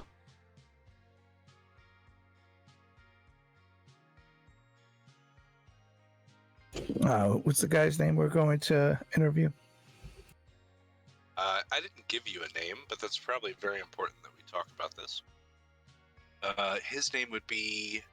His handle online for the story was Crazy Pete. Katie Holmes would have figured out that this guy's name was Peter... give me a last name. Puddin? Paulson. Last week's Peter episode. Paulson. No, he's got to get his pudding. Oh, okay. Peter Puddin. You named it Peter Puddin. Okay, Peter Paulson, and he's going to be looking for some pudding. Why is he looking for pudding? That's what they did in prison last week. Remember? He does. No, He's that sounds ridiculous. That doesn't ring a bell. We trolled the shit out of everybody last week about pudding. Yeah, but that was last week, and I don't remember it. Oh my gosh. All right. Let me get that pudding. Exactly. Thank you. All right. So Thomas O'Malley is taking the lead, and we're backing him up. backing him up. You hit the front lobby of the Cedar Grove Sanitarium, the mental asylum here at Detroit. The lobby is one of those... If this fucking place was... Everything about this place is crazy. You walk in here, the tile pisses you off. The decorations around the everything, it just pisses you off. There's something wrong here. This place makes you upset. The lady behind the counter here, taking reception, looks up sharply at you, and she is wearing a blue scrub outfit. Her hair is tied back really tight on her skull. She's blonde, young. She looks at you and she says, "Can I help you?" Yes, I'm Dr. Thomas O'Malley. I was just informed that I had a patient here. His name is Peter Paulson. Am I in the right spot? I haven't been here before. Okay, so let me see if you're in the accepted guests list. And she pulls out a Rolodex, starts thumbing through it, and she says, "What hospital are you with?" I'm with St. Andrews. I remember my backstory. St. Andrews. So she pulls out the old St. Andrews card with a list of doctors on it. And, yep, sure enough, you're listed there as a doctor, St. Andrews. And she says, Peter Paulson is in the male ward. His room is A7. You can head on back. My 2 compatriots here are my what is the correct title for them? My physical restraint consultants. Restraint consultants. That's excellent. I'm going to tell the boys that they need to update their resumes with that. Restraint consultants. That's great. It says right on the map, orderly. You could have gone with that. Orderly. Yeah, that's that's the actual name. So yeah, head on back to Male Ward A, and he'll be in that room. Thanks. Have a great day. Yep, you too. She goes back to reading or whatever the fuck she's doing. All right, so as you guys come through here, I'm sure that you're looking at the gargoyle compass, and your two blips are moving within, like separately within this structure. Are they both in the male wing? So what you realize as you come here, in the center of the building, that there are 2 floors. There's going to be a floor underneath you and a floor above you. The dots are on opposite sides of your compass right now.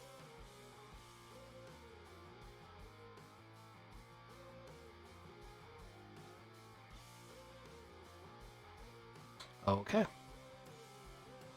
Headed to A7. I'm doing that doctor walk where I feel like I'm real important. He's got a clipboard. So these lines here are gates that have locks on them. So you get up to the front, the first gate, and it's locked. I forgot about this part. I'm sorry. Electronic or physical? So it is a physical key lock with a very big tumbler. So you know the gates that are in Terminator as they're going through the police station? That's those kind of gates.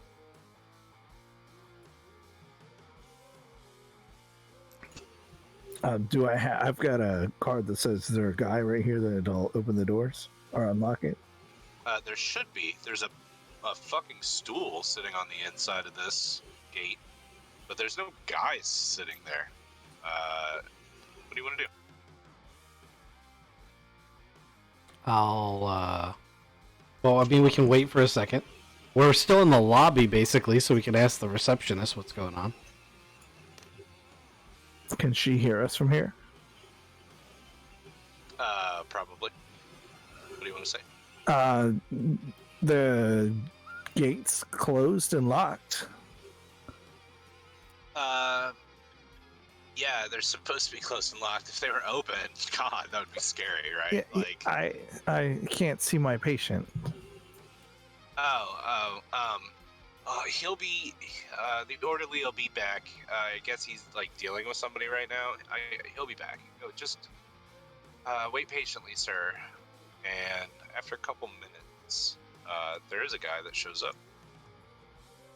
He's wearing scrubs, too. Yes.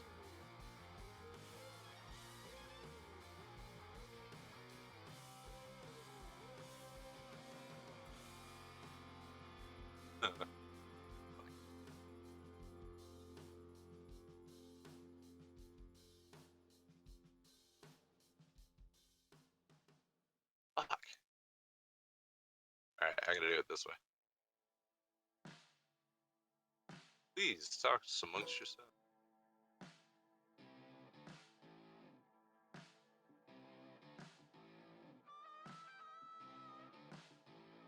Or not.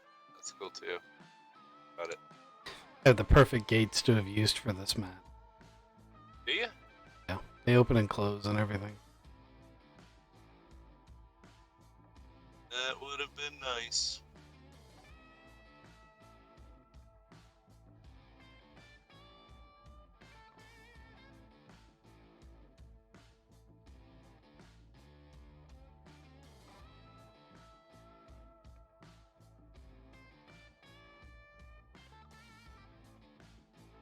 Man, I thought I saved it, but I guess I didn't. That really sucks. Okay. Thing.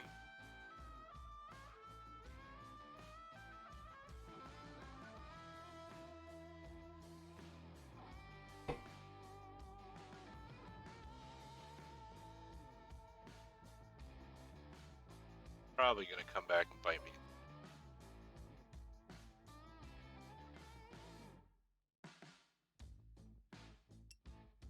Those are quote-unquote scrubs. Yep, sorry. Oh, good.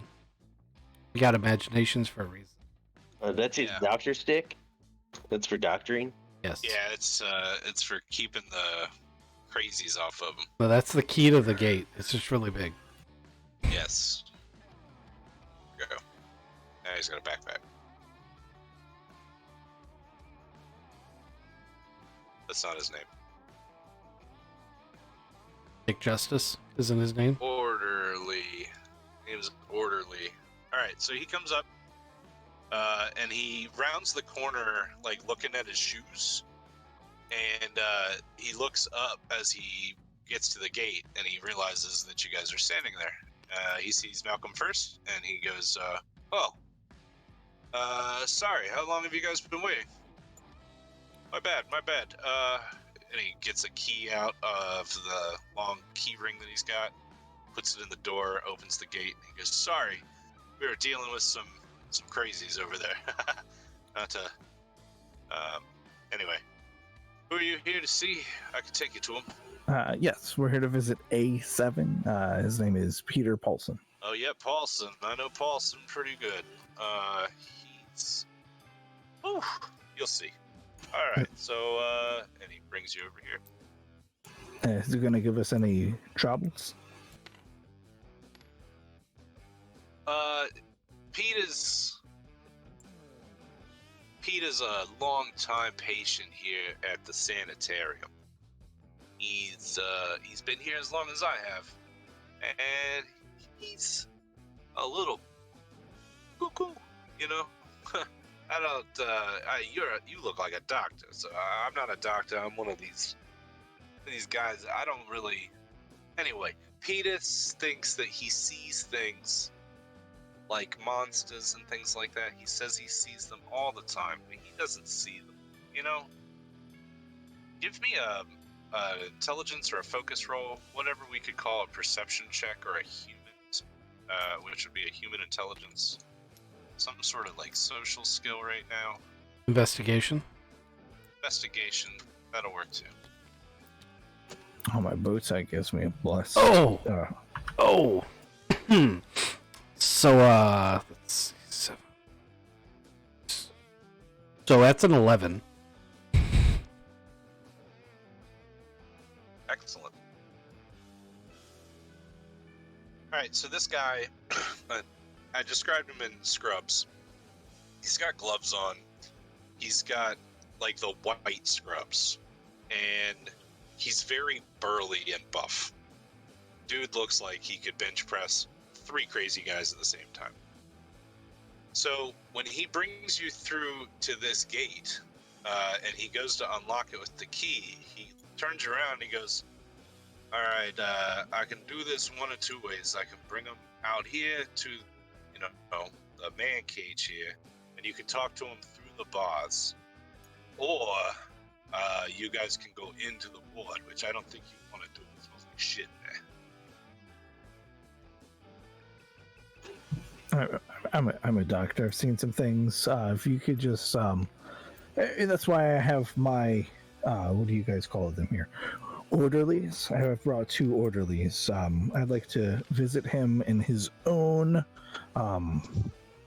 hopefully you don't call them cells, but you call them rooms. I'd like to visit him in his room where he feels the most comfortable so I can assess his mental capacity. Right, Doc, that's... we'll do that. Hey, before we go in there, I had a question. We've been noticing some of these inmates have been getting a weird rash. It looks like almost like stone. Have you seen any of those here? Has that been going around this place? Looks at you with his eyebrow cocked, and he says, you said that what the skin looks like rocks? Yeah, I mean, obviously it's not turning to rocks. That'd be ridiculous. But like, it's kind of what it looks like. It's just a weird skin rash we've seen in a couple of the sanitariums. Victor, your gargoyle compass speed is in this direction. Does my 11 perception get me anything? Yeah, you see the bead move.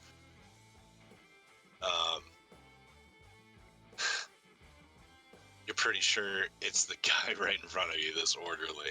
Okay. With your 11.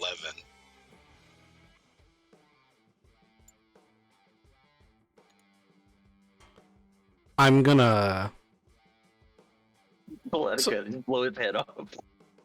I'm not gonna do that immediately, but I am going. So, did I notice it like right here when they're having that conversation? Or did I notice it walking down the hallway? You noticed it as he has come through this gate. He's opened this up, and it's open right now. And he's like, "Do you guys want to come through, or do you want to stay out there? Okay. It's safer." Yeah, we come through.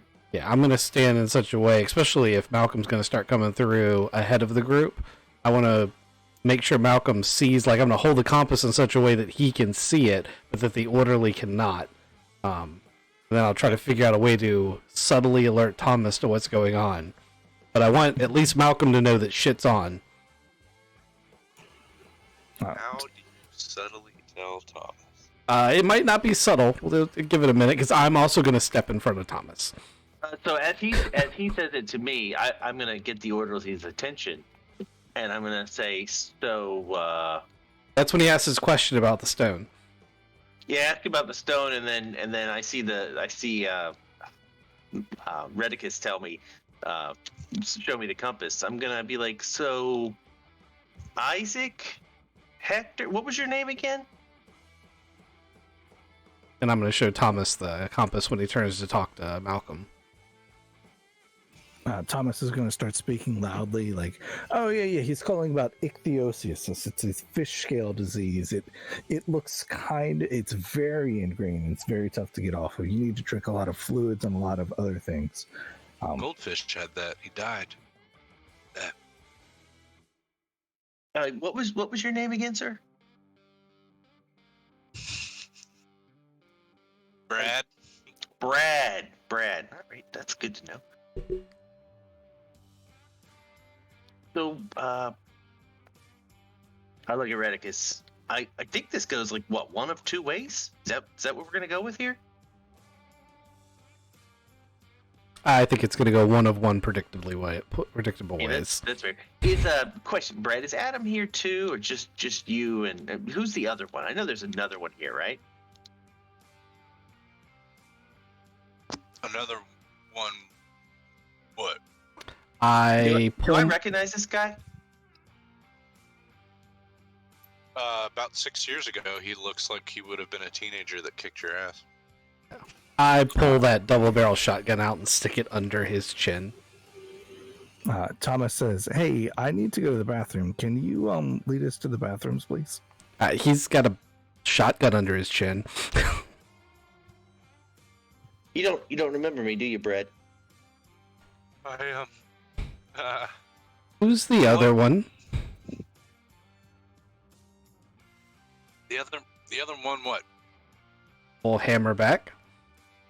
The other gargoyle. He's had a lot to drink today, Brad. I don't know how shaky his hand is. You're probably going to want to tell him who the other one that's here right now is. Or he's just going to blow your head up. We're going to find that one. So I obviously couldn't have used this guy and like done my whole. You don't know who this guy is yet. This is Brad.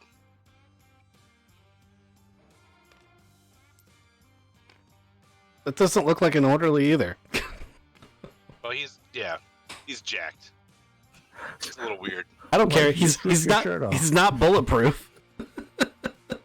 I mean, he might be. Let's find out. All right, so you put the shotgun under his chin. Mhm. Thomas asks for a bathroom, and Brad says, "What are you gonna do? Fucking shoot me?" Yeah, I will take a step back. I don't like any blood yeah, on he me. really I should have have said to. it. I'm gonna pull both triggers.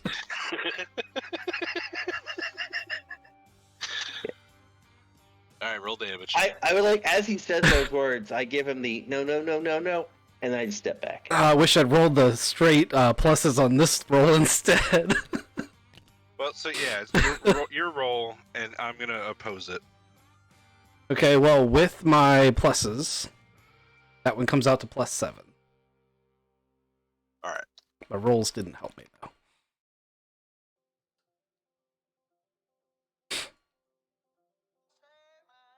I got a 4. That's a shift of 3. Mhm. I gotta think. I was about to say, I do not envy the GM position you were in right now, where you have to explain how he doesn't die from 2 shotgun barrels, 12 gauge, going off right underneath his chin. I don't even care if they're blanks at that range. Technically, he should have a free invoke of point blank. Oh, well, that would make it +9.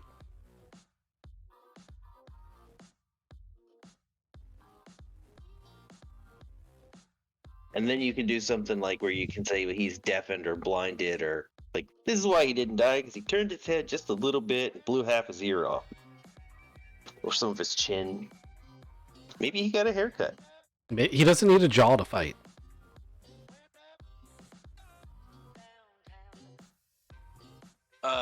Let's see here. He takes it right to the fucking head, and all fucking 9 splatter up and out of the back of his skull, and it rains goopy, solid, and chunky all down upon you guys. The shot is overheard, and you suddenly you're surrounded by people that are just like, "Ah, ah," and making fucking noises like they're fucking going apeshit in their padded rooms. You also hear an alarm that starts blaring. And these gates, nope, they're not electronic, so they're not I was about to say he's got the keys, because I wouldn't have taken that action if they could have done that. All right. Oh, yeah. Alarm starts blaring. You got a dead Brad. Head blown off. So What's your next move? you guys want to still ask this Peter guy about the other guy? Because I'm pretty sure that we already know that there's another one in here. I'm kind of hoping it's this Adam one. Yep. I'm pretty sure it's going to be Adam, but who knows? I guess we just pretend that maybe this would be the time to call the FBI. I mean, we could. I'm just saying, like, this would be the time where they could, be actually useful and be like, no, these guys are on a special investigation. That guy is clearly a wanted armed felon. Do you have your throw-out gun? You probably should put that in his hand. Yeah. So, in an insane asylum, if we just walk away saying somebody just shot the guy that was escorting us out of here, we can leave. Do you guys see any cameras? As I reach down into the bloody thing to try to get its keys. Yep. Wham, wham, wham, wham. And there's a couple of guys that walk around the corner that are obvious orderlies. They're not that big. It's okay, I packed the salt too. The 2 shells that are hitting the ground that just ended poor Brad. He's gonna have reached for 2 shells, then see the orderlies and switch at the last moment to the salt and gel rounds that he has. They're not lethal, technically. Okay. So they come around the corner and see this scene of carnage, and the one of them goes, "Holy shit! Oh my God! They killed that Brad kid! Oh fuck!" And the other one takes off running back down the corridor. This orderly stays here, and he goes, "You guys put the weapons down! Oh my God! And we're calling the police." Where's the other blip coming from? So the other blip on your compass is coming from this direction. Is there a fire map on the wall that's going to tell me that there's a stairwell over here? Nah, this place is not regulated like that. Seems like an oversight, but okay. I'm going to start going in this direction. Yeah, I'll follow Malcolm. I'll let him take the lead. I'm a ranged person. Yeah, I'm just gonna move this guy out of the way and be like, look, man, we're on official business. I suggest you get out of the way, or you can deal with the authorities. And I just walk by. He says no, and he stabs you with a sedative. I'd like to oppose that. You can try. He's had many, many, many years of training as an orderly to stab crazy people with sedatives.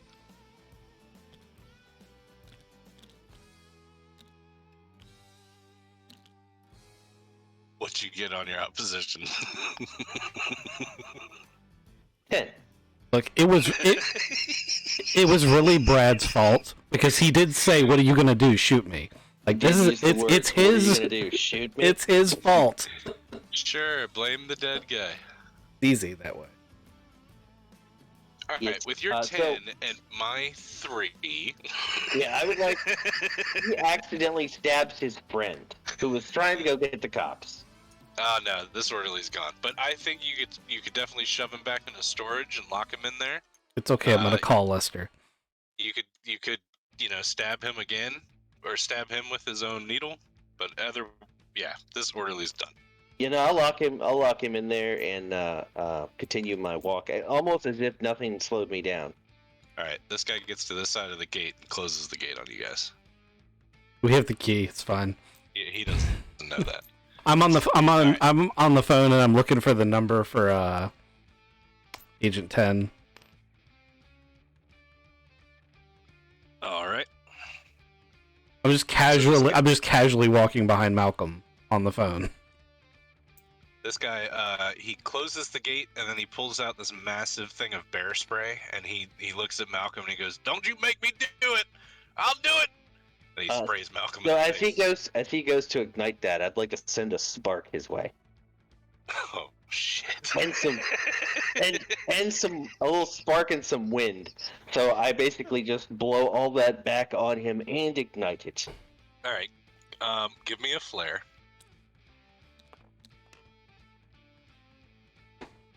This does not go well for me, no matter what happens here.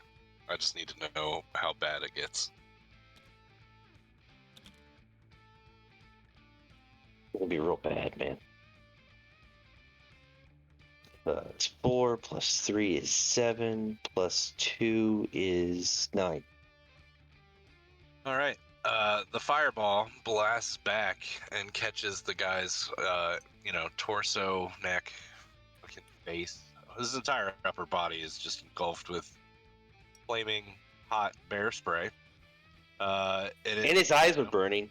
Yep, his eyes are burning. The fireball goes up into, the upper levels of the lobby. Here, this is like a 2-story interior, so it goes up and then it hits the sprinkler system, and the sprinklers turn on. And now you get Good. 2 alarms. There's a blah, blah, and then there's a fire alarm. The woo. But we're not burning the place down, so that's good. So I'm assuming in a sanitarium they have the same fire system that they would have in a prison, which means that all of the cells just opened. They weren't electronic, so maybe not. Yeah, that's true. Maybe not. They would be prioritizing when a fire alarm goes off, getting all of the patients to the courtyard. All right. Can you open the door so we can check on this guy? I wasn't trying to kill him. I just didn't really want to get sprayed with bear spray. Excuse me. And I unlock the gate. Did my call to Agent 10 go through? Yeah, so 10 would say, Agent 10 here. Hey 10, it's Redicus. There's something going on at the sanitarium right now. It would be really nice if that was a false alarm. Sanitarium. Oh, yeah, okay. Peller, let's get down to the sanitarium. And All right, we'll be there in a couple minutes. then I hang up the phone. All right. I lock the gate back. Okay. Good call. Good call. I walk by the receptionist desk and the logbook where Thomas signed in, because everything here appears to be analog. I'm just gonna rip that page out and look at the secretary and be like, "You don't work here anymore," and then I'm just gonna walk off. Yes, sir. Okay. All right. Wait, I thought the signal was coming from over here. If that's the way you want to keep going. I want to go towards the signal. Yeah, we're not leaving. Oh, so you just went into the lobby, ripped your page out, then came back? Yeah, I just Okay. did that to like cover up Thomas's tracks because he signed in with his real name. Gotcha. Okay. Oh, all right. So, the gargoyle compass. It says like it's pointing. Let's see. It is pointing in this kind of direction. You can't tell if it's above, below, or this level. Figure it out. Does Thomas's unlock this keys gate. open this gate? Yeah, that's what I wanted. All right. So you move through here, and basically this gargoyle compass, it leads you up the stairs to the top floor, and then from the top floor up it takes you a while to find it. There's a spiral staircase that leads you to the very top of this sanitarium. And once you get up there, your blood compass shows, like, as soon as you guys get to the roof, the blood compass, the dot disappears off the gargoyle compass. Like, it moves out of range. Something just got away. Just got away.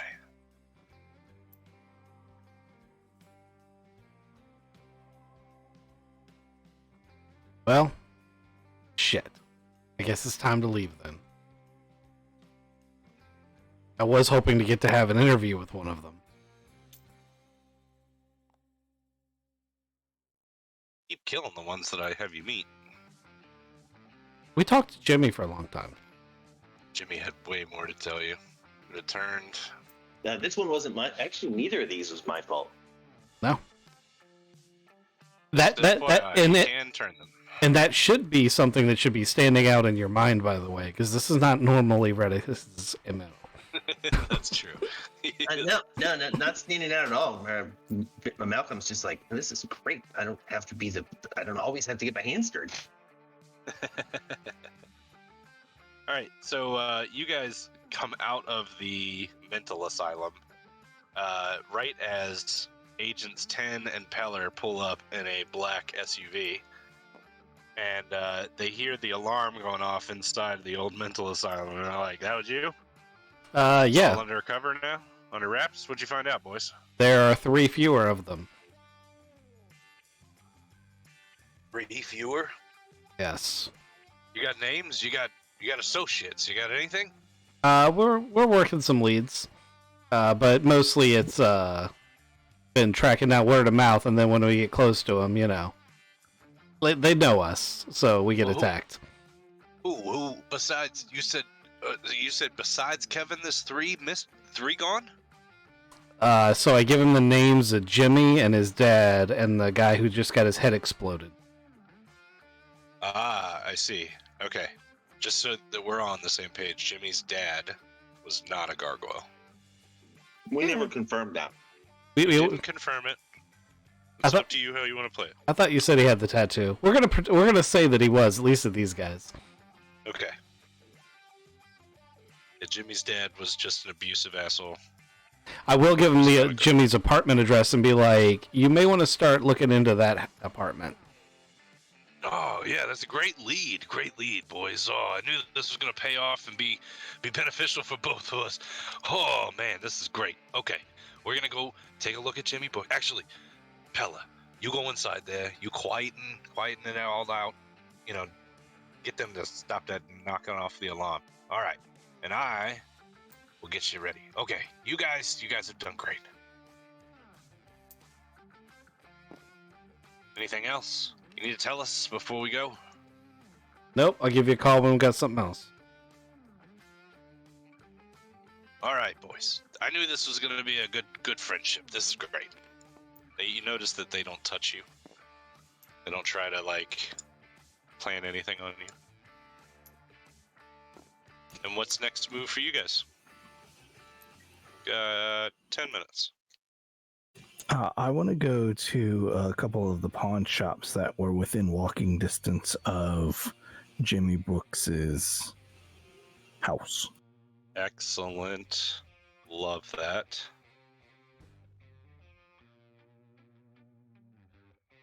I'm gonna follow Thomas. I've got the compass rigged to my wrist like a watch, and I constantly check it. Like someone with like severe time anxiety. As we're walking, I'm gonna say to Victor, I was gonna say, hey, like if we would have gone to the bathroom, that would have been a much more private place to kill somebody than in the absolute middle of. When he starts that, Malcolm puts a hand on Thomas and he just gives him the let it go. Let it go.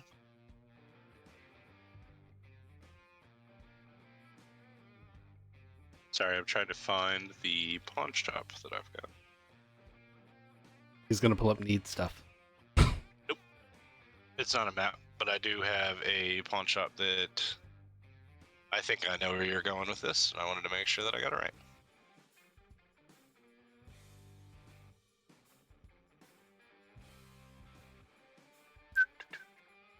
Sorry. Okay, so yes, there is one pawn shop in Lowtown that is within walking distance of Jimmy Brooks's tenement apartment.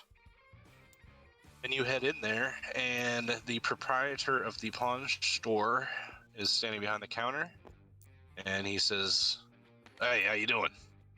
You looking for like Rolexes? I got Rolexes over here. You need a weed whacker? I got weed whackers. So I got everything you need. You take a look around. You take a look." I pull out my phone and I pull up the pictures of the artifacts that were stolen from the armored car, and I hand it to either the guy or Thomas, depending on how close we're standing to each other. And just be like, "You got anything like these?" Oh boy, you cops! What are you doing? You can't. You're gonna come in near my store. You're gonna flash pictures like that around. I lean in like conspiratorially and be like, "Do we look like cops to you?" I don't know. He kind of looks like a samurai cop. That A one over there. samurai cop. While they're having this discussion, I'm gonna pull my eye patch off and start looking around. Oh, good call. You do see some things. Thomas, you would see some things too. Here at the pawn store, there's a couple things that light up magically. But I kind of want to have this conversation. I want to see how this goes.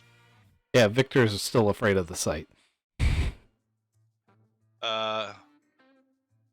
Listen, you don't look like a cop. You look very official. I don't know if we've met.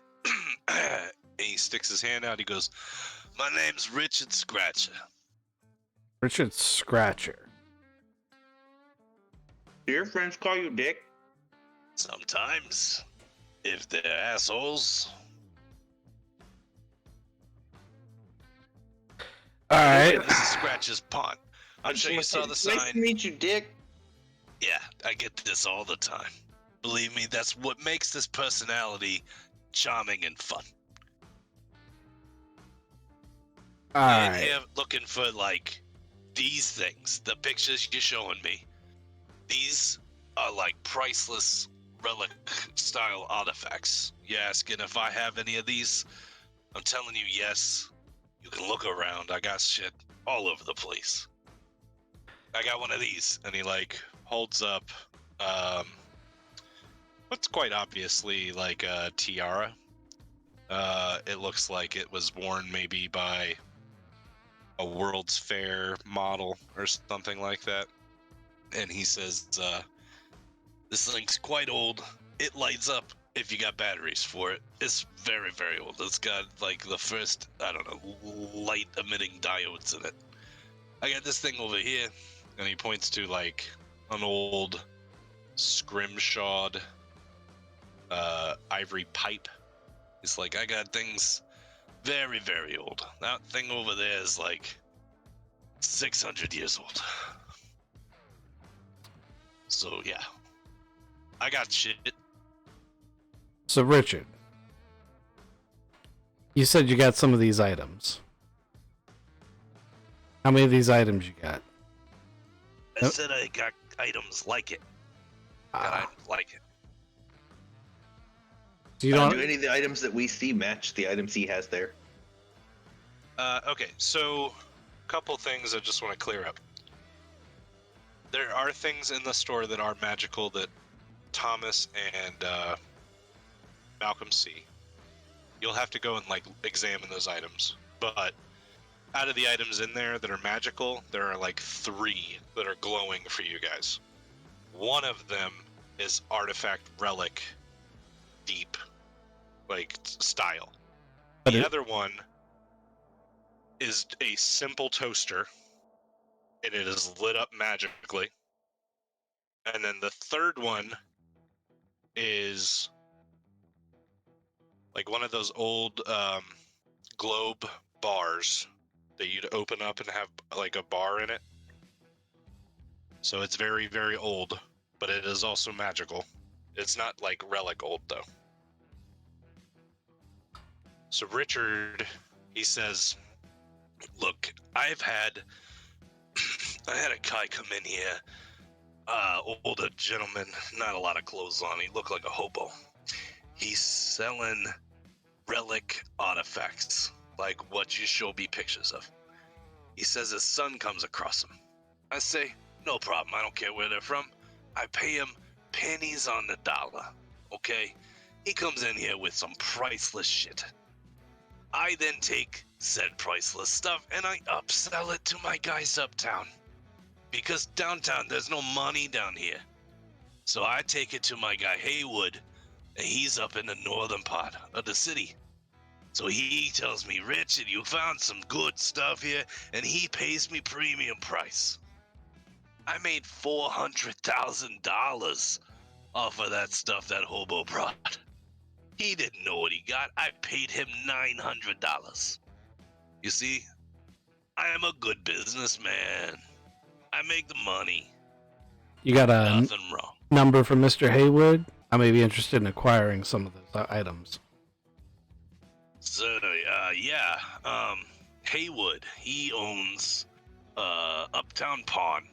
He's there off of, First and Scrim, I think. There's something, yeah, I'll give you a card.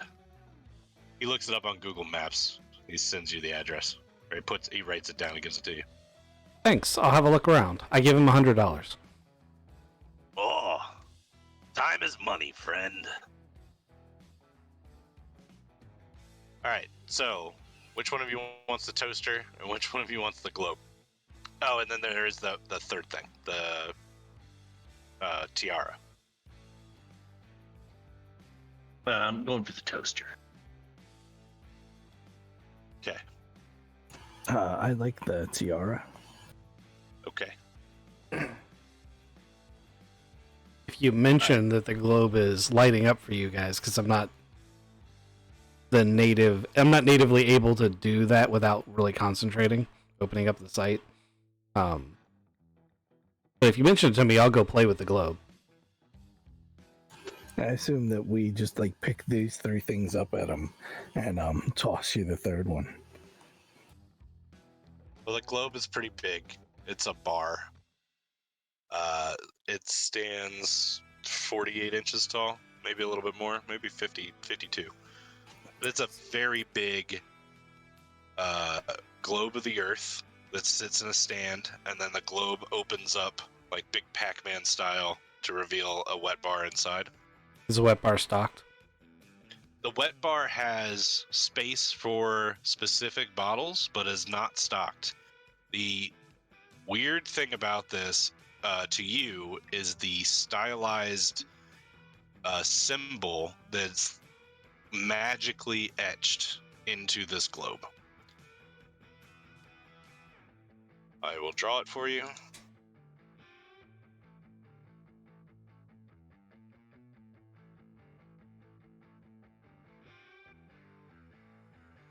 It's like an H. It's a C, a backwards C with a line through it. The same symbol is on the toaster. I need to do it like that. So magically etched like a rune on both the globe and the toaster, making both magical. What's the price on the globe? Richard would give it to you for $200.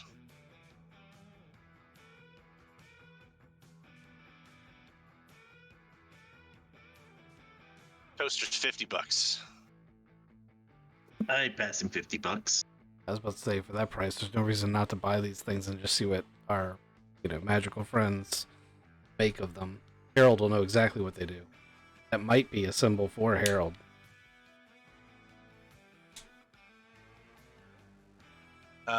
Malcolm. 3, maybe 2 episodes ago. Oh, you know what? It wasn't Malcolm. It was Victor.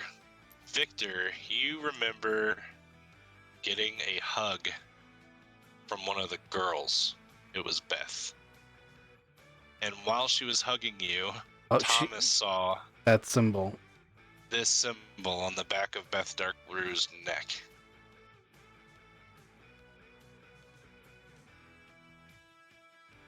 Thomas saw it. One of you saw it. He's looking at the tiara. Yeah, so he's looking at a tiara that is not like relic quality, but it's magical. It's here. I guess it could have been on Lady Zodza's list. It's one of those weird. It could be called a circlet or a diadem or a tiara or a headdress, headpiece. Like, it just depends on how the insurance wants to quantify it, right? But it is magical and it is very old. Do you touch it?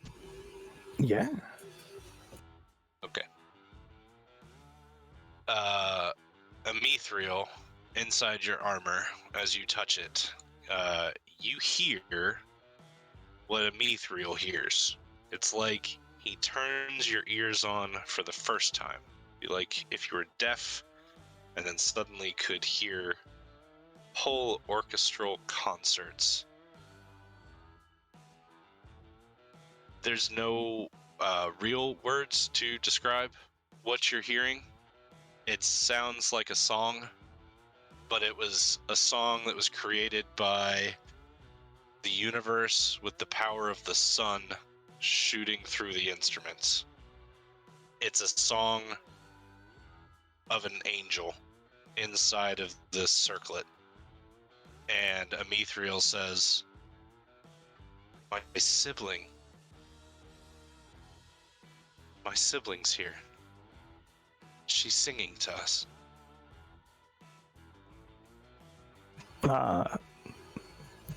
As a single tear comes down my side of the cheek, I say, this is too beautiful to not leave here with how much. Richard Scratcher says, you guys are buying me out of house and home. I think it's glass. I'll sell it to you for $20. You've made me a very happy man, Richard.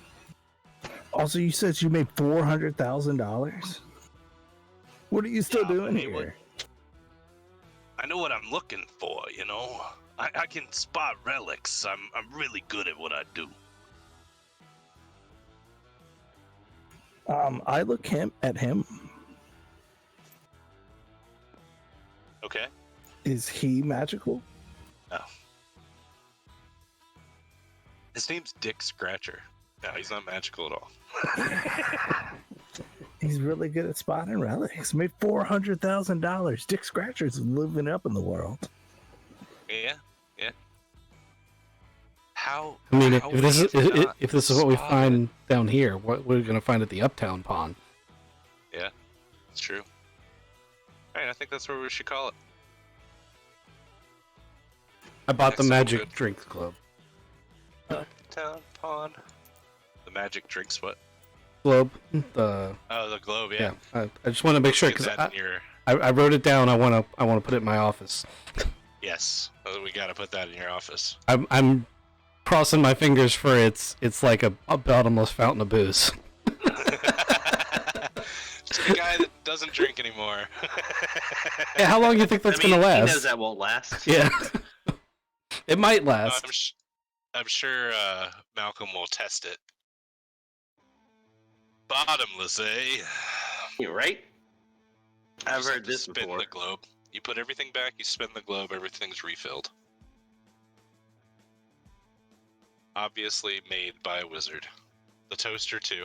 You don't put bread in it, you just push it down the button and it pops toast out. Perfectly done every time.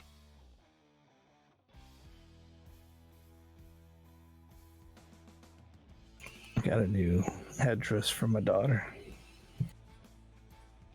Yeah. Oh man, if you give that to Rebecca. Because I was like, he's going to put that on, right?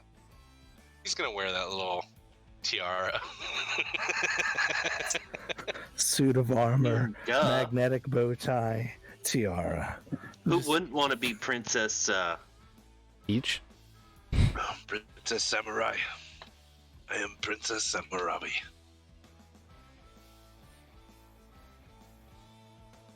I like the way that this is going.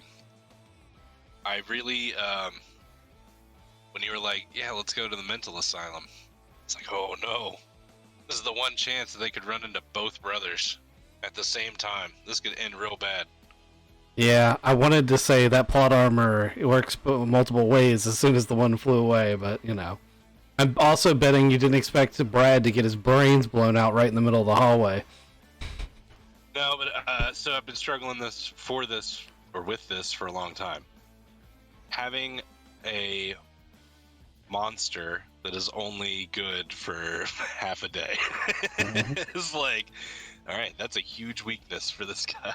Wait, they can only turn daytime. It's fucked. They can only turn at night. Yeah. Gargoyles. That was part How'd of the. that one get away? Oh, yeah, good question. That's a valid We'll find point. out. Okay, so clearly you So figured a way around it. he's like if I say you'll find out, I'll have 2 weeks to figure it out. No. I know how he got away. You could find out. You could go back up there and investigate that. Have you figured out what things are triggering Redicus into violent rampage mode?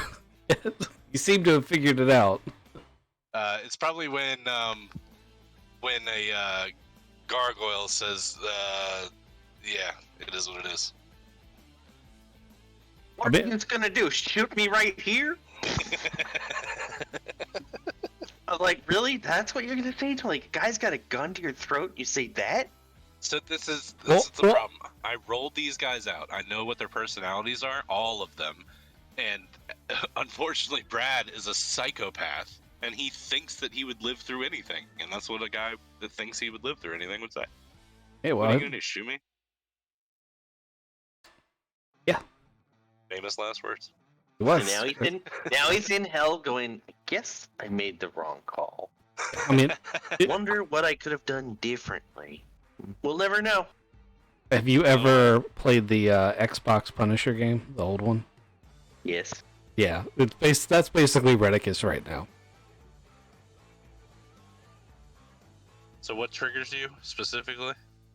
So the gargoyles themselves, like obviously when he sees them, he will not turn out a fight with them. But when he gets them in their human form, like when Jimmy was like, it's just that is the way it is. Basically, just downplaying, like acting like what they did was in any way, shape, or form justified, or like they are going to continue to be evil. Which I like. The guy when Brad was like, "What are you going to do? Shoot me?" He's like, "Yep, I'm not even going to try to negotiate with this guy."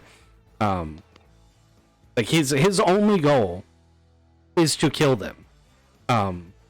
I realize that you as the GM metagame said maybe they can be turned, but in Redicus's mind, that's not an option. No, some of them can't be turned. Brad and Adam would not have been able to be turned. But even like Jimmy, like that's it. There is no option in Redicus's mind to bring him back. Yeah, and remember, one of them is a crooked cop who is funneling cop information to the gargoyles. One of them is the electronics expert. One of them is the gun-toting like super redneck. Hmm. There are other ones to save too that are like, I don't know. You'll find out. You'll find them. Yep. I think this is going well. I'm enjoying it, but it's also very, Sterling Archer rampage mode for Redicus. Sorry, there wasn't a lot of combat. We'll figure out something. I thought it was pretty combat heavy. I mean, I guess there wasn't a lot of tactical combat.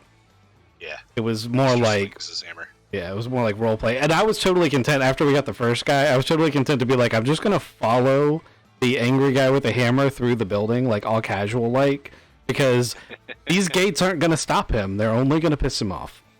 That's what I figured he was gonna do, is just knock the gates off the hinges and just blow through them, like he did with fucking Jimmy's door. You hit that door for 10, I was like, Jimmy's dead. I gotta figure out how they can talk to him. He's halfway made of stone. He just got knocked down real bad. Why was he standing behind the door? So he was looking through the peephole, and he's high as fuck on heroin, and you guys are strangers, so he didn't want to say anything. He was just fucking paranoid to death, and you ended up just blowing the door at him.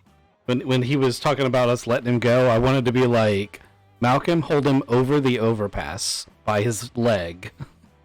And then I was going to ask my question and be like, oh, you wanted us to let you go. I wanted to be driving at 70 miles an hour and just boot him out the back and hit him with lightning. Here you go. Yeah, that's a way to do it. Especially if he's being made, if he's turning to stone, that means parts of his body are stone. They'll just break. Yeah, that's true. Unfortunately, fucking Brad's head wasn't stone. He would have lived through that. Yeah, but that would have also been pretty obvious to everyone. Yeah, true. So the skin condition that tipped him off, huh? The chicken. No, when I said is there a skin condition you guys seeing around here and any of the inmates? Oh yeah, that's what Tim. All right, I'm going to end the stream there. Thanks for coming, guys.